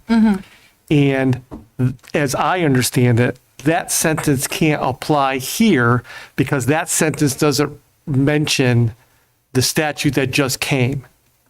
So because this will be in the same section of medical marijuana and references the statute that just got approved, it's in the correct section under medical marijuana as, for lack of a better word, a subsection. So all the things in medical marijuana would indeed still apply, and this would address the recreational thing, specifically addressing that statute. So Attorney, did I get that correct? You did. In the proposed language, you specifically cited the Connecticut recreational marijuana statute, which is different than the Connecticut medical marijuana statute. So you have two totally different tracks. Right. So it's still, we're on board with the medical one. All that stuff still applies. We're fine. This addresses the current statute that just got applied, which is why you have to mention it versus the other one mentions the medical one, right? Correct. Okay. Thank you. Did that help? It does. I just just looking at it, it's so brief and so final in its language that if a prospective business owner does come to our town and a small business owner wants to come to our town and, I hope that they wouldn't see this and steer away from, but hopefully they'll read both, like one after the other, like you just said. Yeah. So, cool. I think in the intent, just to sort of explain my intent here on this too, is that I wanted to keep it brief. Yeah.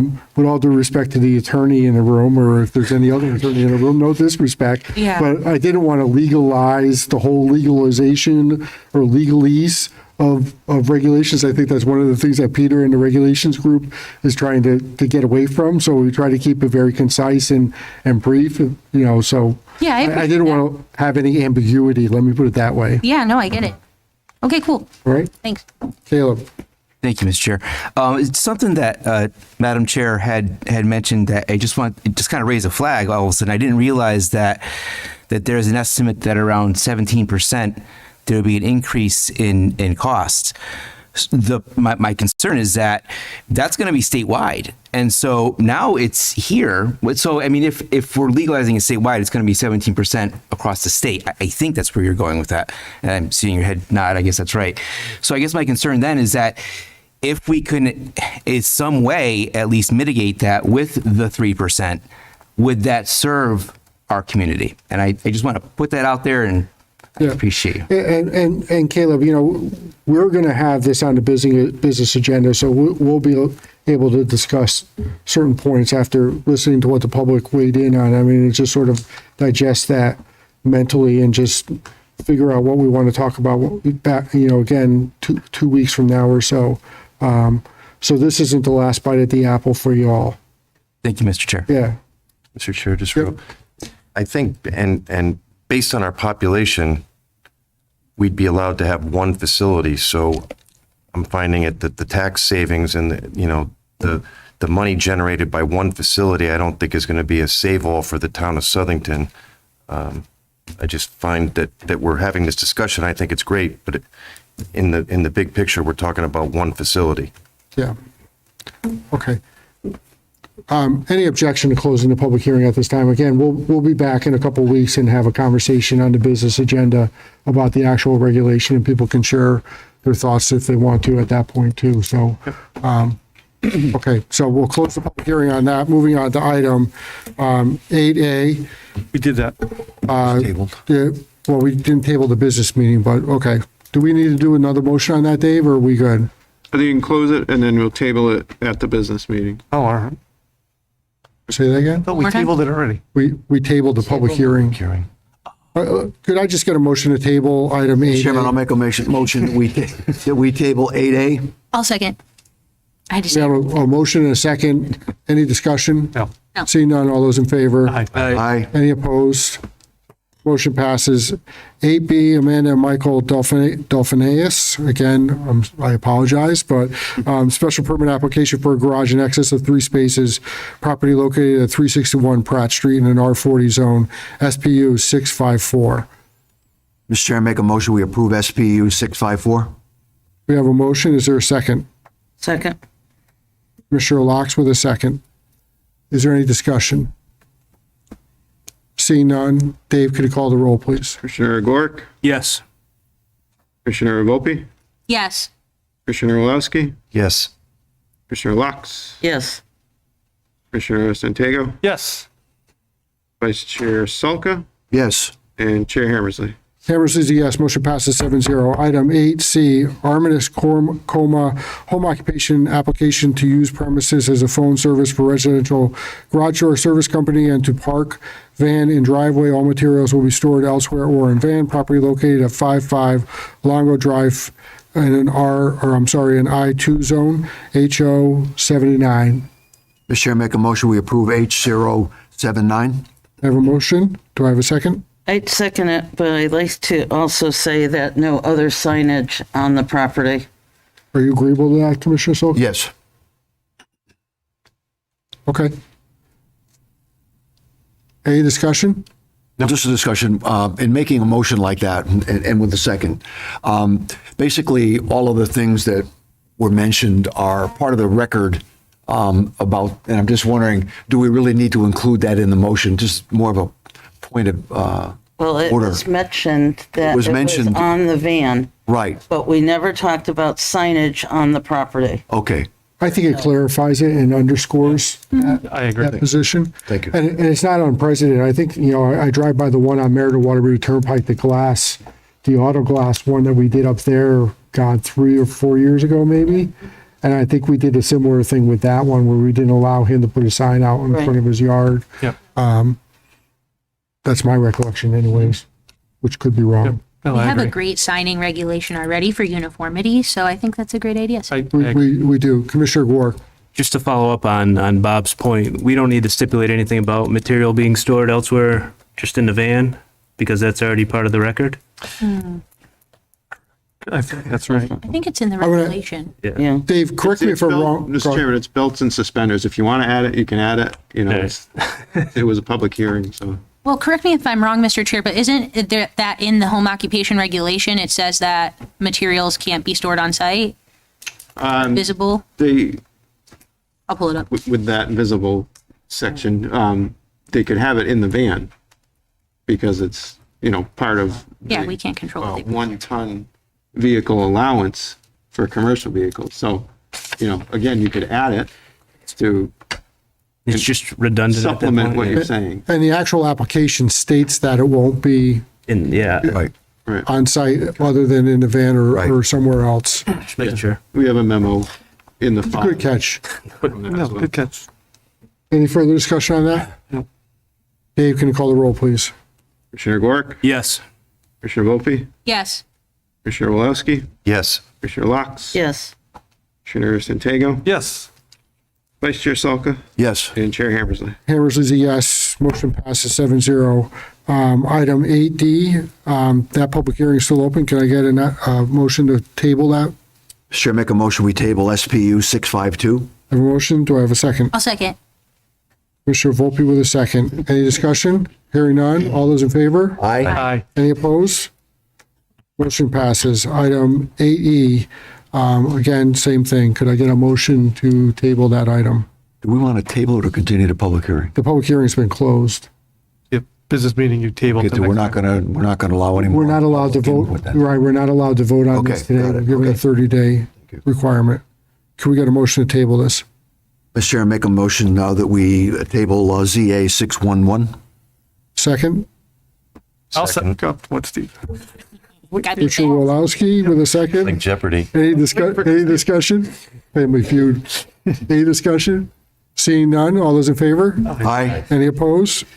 Motion passes.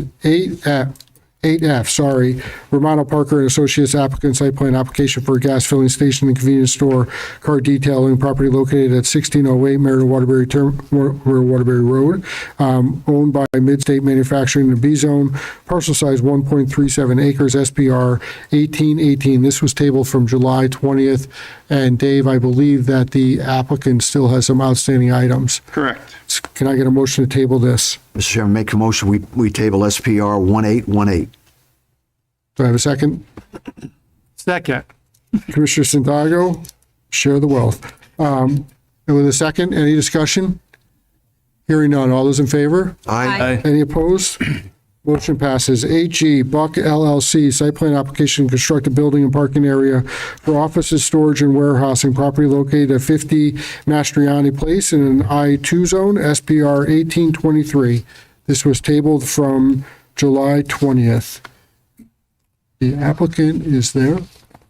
Yes, for the record, Brian Panico, Harry Colin's son, here on behalf of Buck LLC. So I believe everybody's already seen this plan at the previous meeting. I'll be as brief as possible.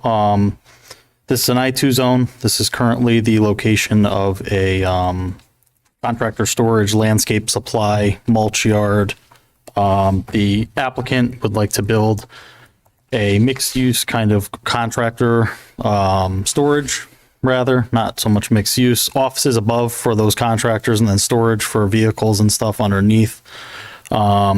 This site is particularly well suited for this, as there's about 14 to 18 feet of grade change from the street down to that lower section, making it ideal for them to be able to have the offices on the upper section and then be able to park things like triaxles that otherwise would normally have to be parked outside in I-2 zones.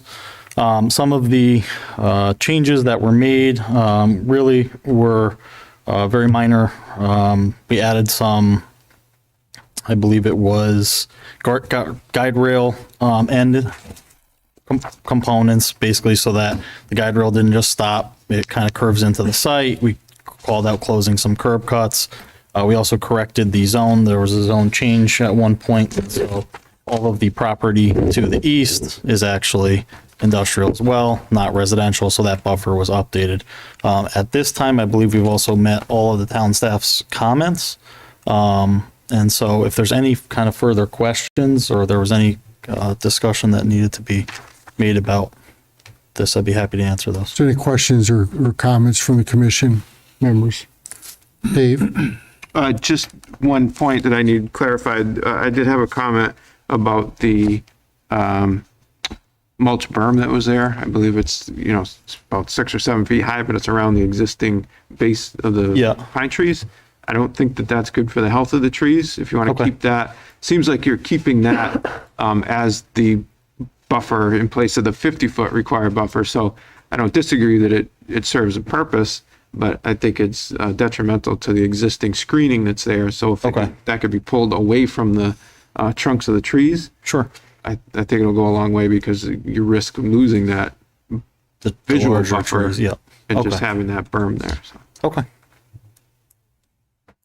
You're agreeable to that? We are agreeable to that, yep. Okay. One question I had to do with setbacks and buffer zones. The requirement for a buffer zone in an I-2 zone, Dave, is what?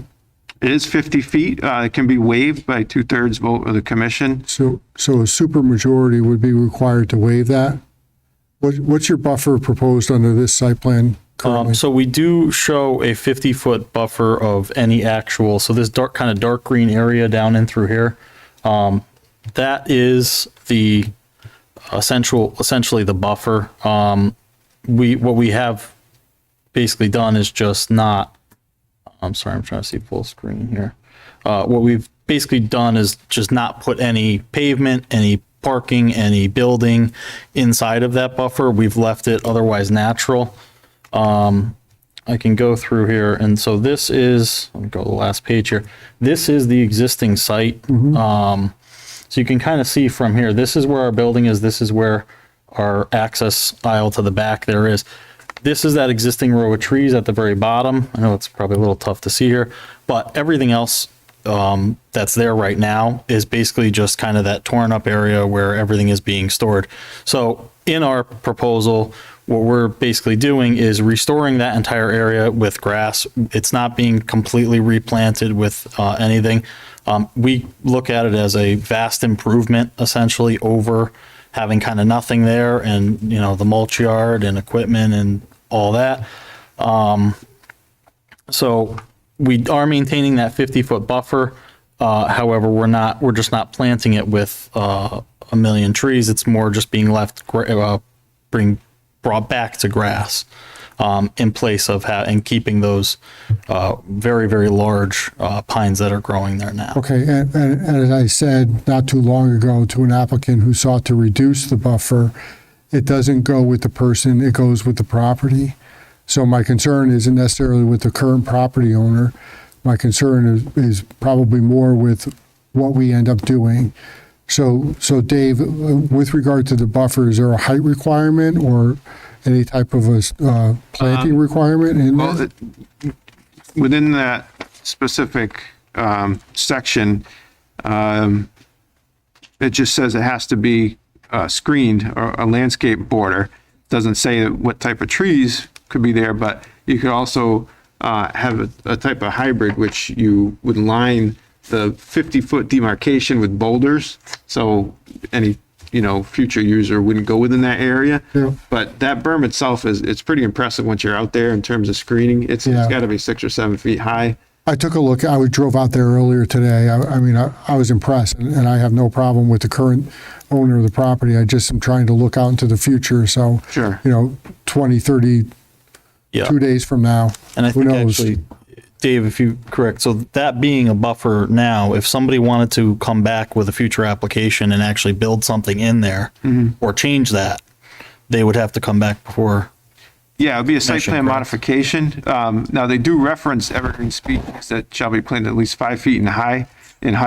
But those trees are 30, 40 feet in height, and they're pines, so they're, not extremely sturdy, but when they grow in clusters like that, it does provide some good noise attenuation and some visual because they're evergreens.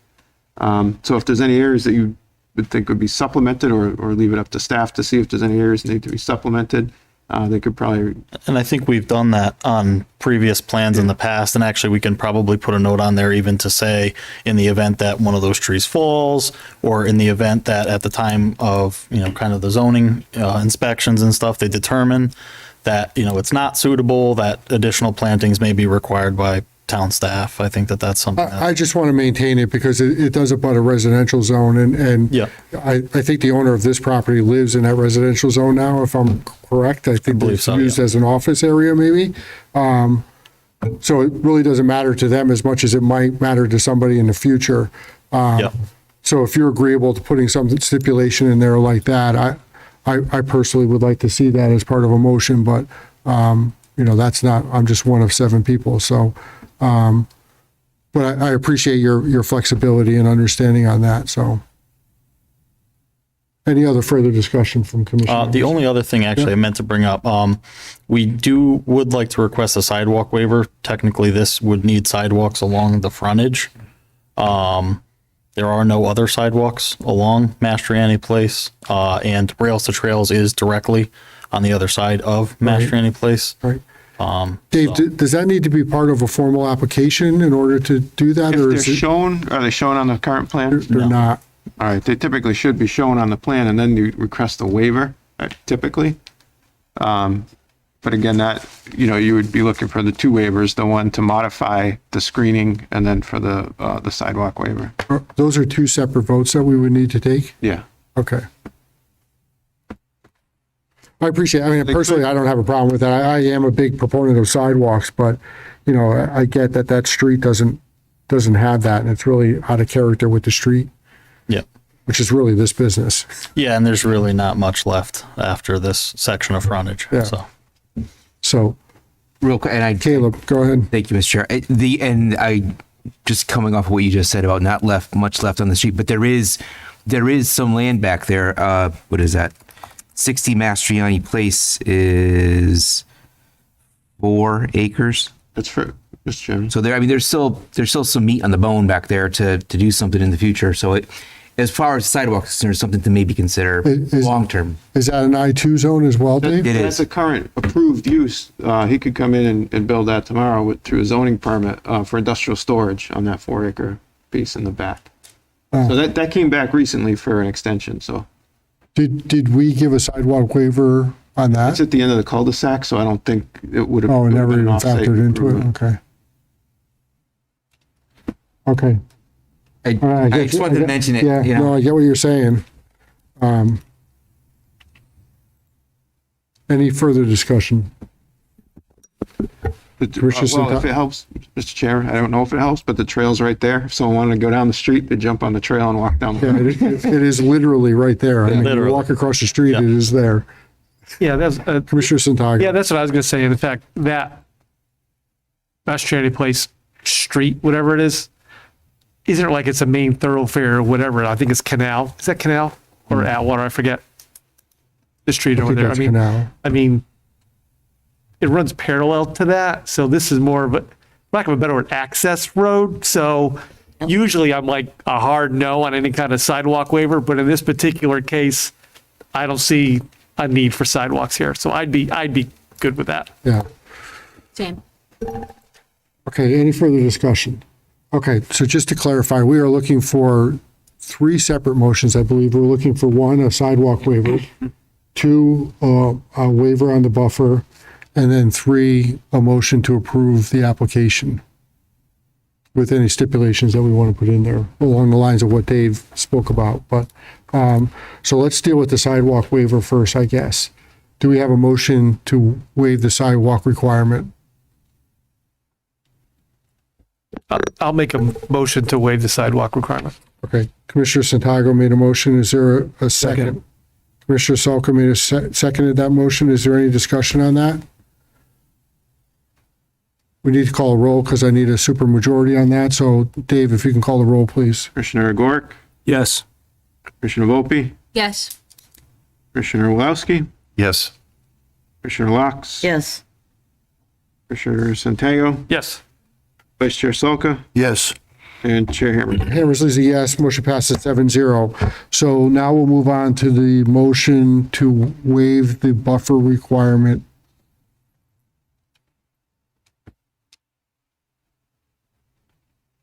I guess I Dave, don't understand. do we really need, I'm thinking about it, do we really need a buffer waiver because they already Your have a modification. 50-foot buffer there? Or can we just put a It's stipulation? a modification because the requirement is landscaped, but I mean, essentially grass is landscaping, but it doesn't quite meet the spirit of it. So I think we'd be more comfortable with a modification instead of a waiver, which it allows you to do. It says requirements can be modified or waived.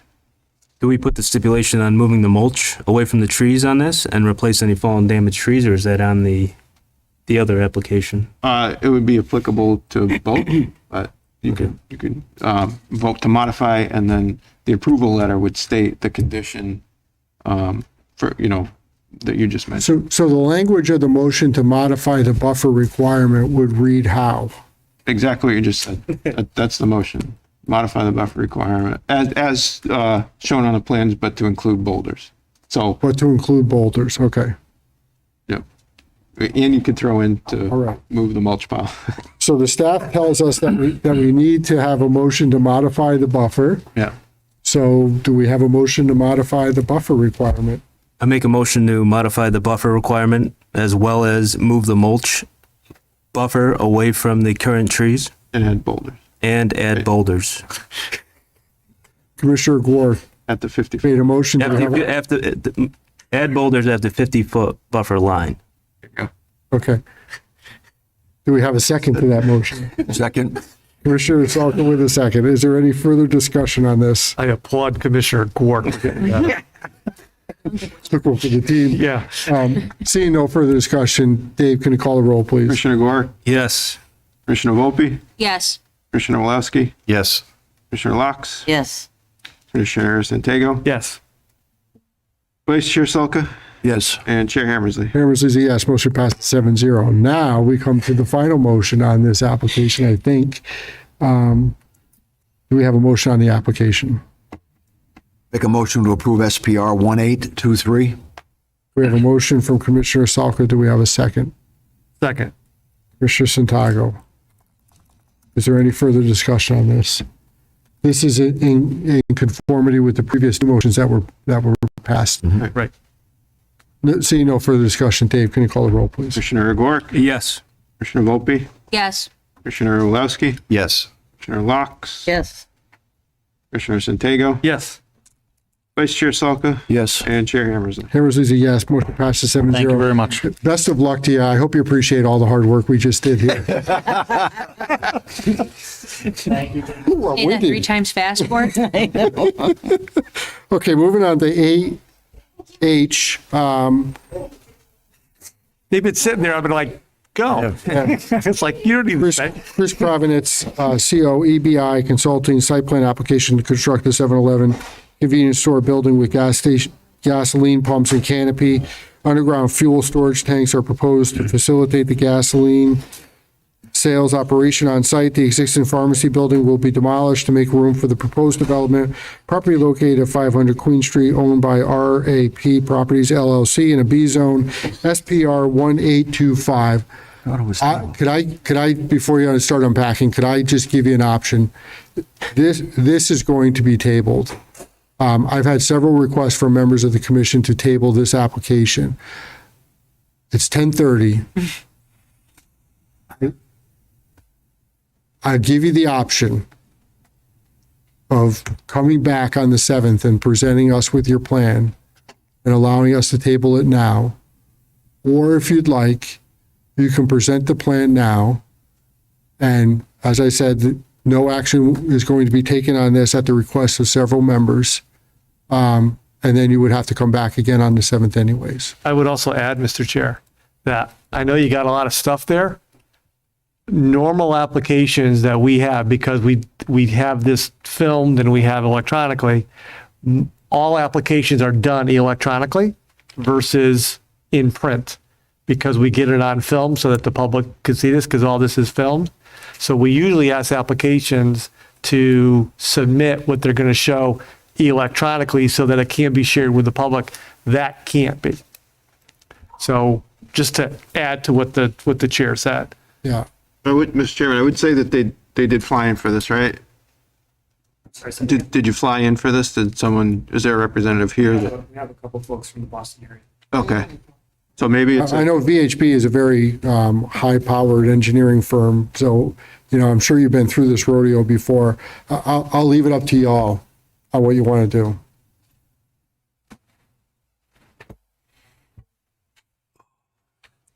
do. Let's let you confer. Sorry, Mr. Chairman, when's the next hearing? It's, I'm sorry, September 7th. It's the day after Labor Day, 7 o'clock, same place. Sorry? Do you have any idea where we would be on the agenda? Well, you're gonna occupy a space that's at least at 1, 2, 3, 4, the 5th number under the business agenda at that time. And then we have public hearings. We have the one on if you were here for the West Street, that's still open. And then we have one other public hearing that remains open at this time, although I'm not sure whether they're going to be ready to go or not. So if I had a guess, and don't hold me to it, I would say you'd be probably in the 10 range.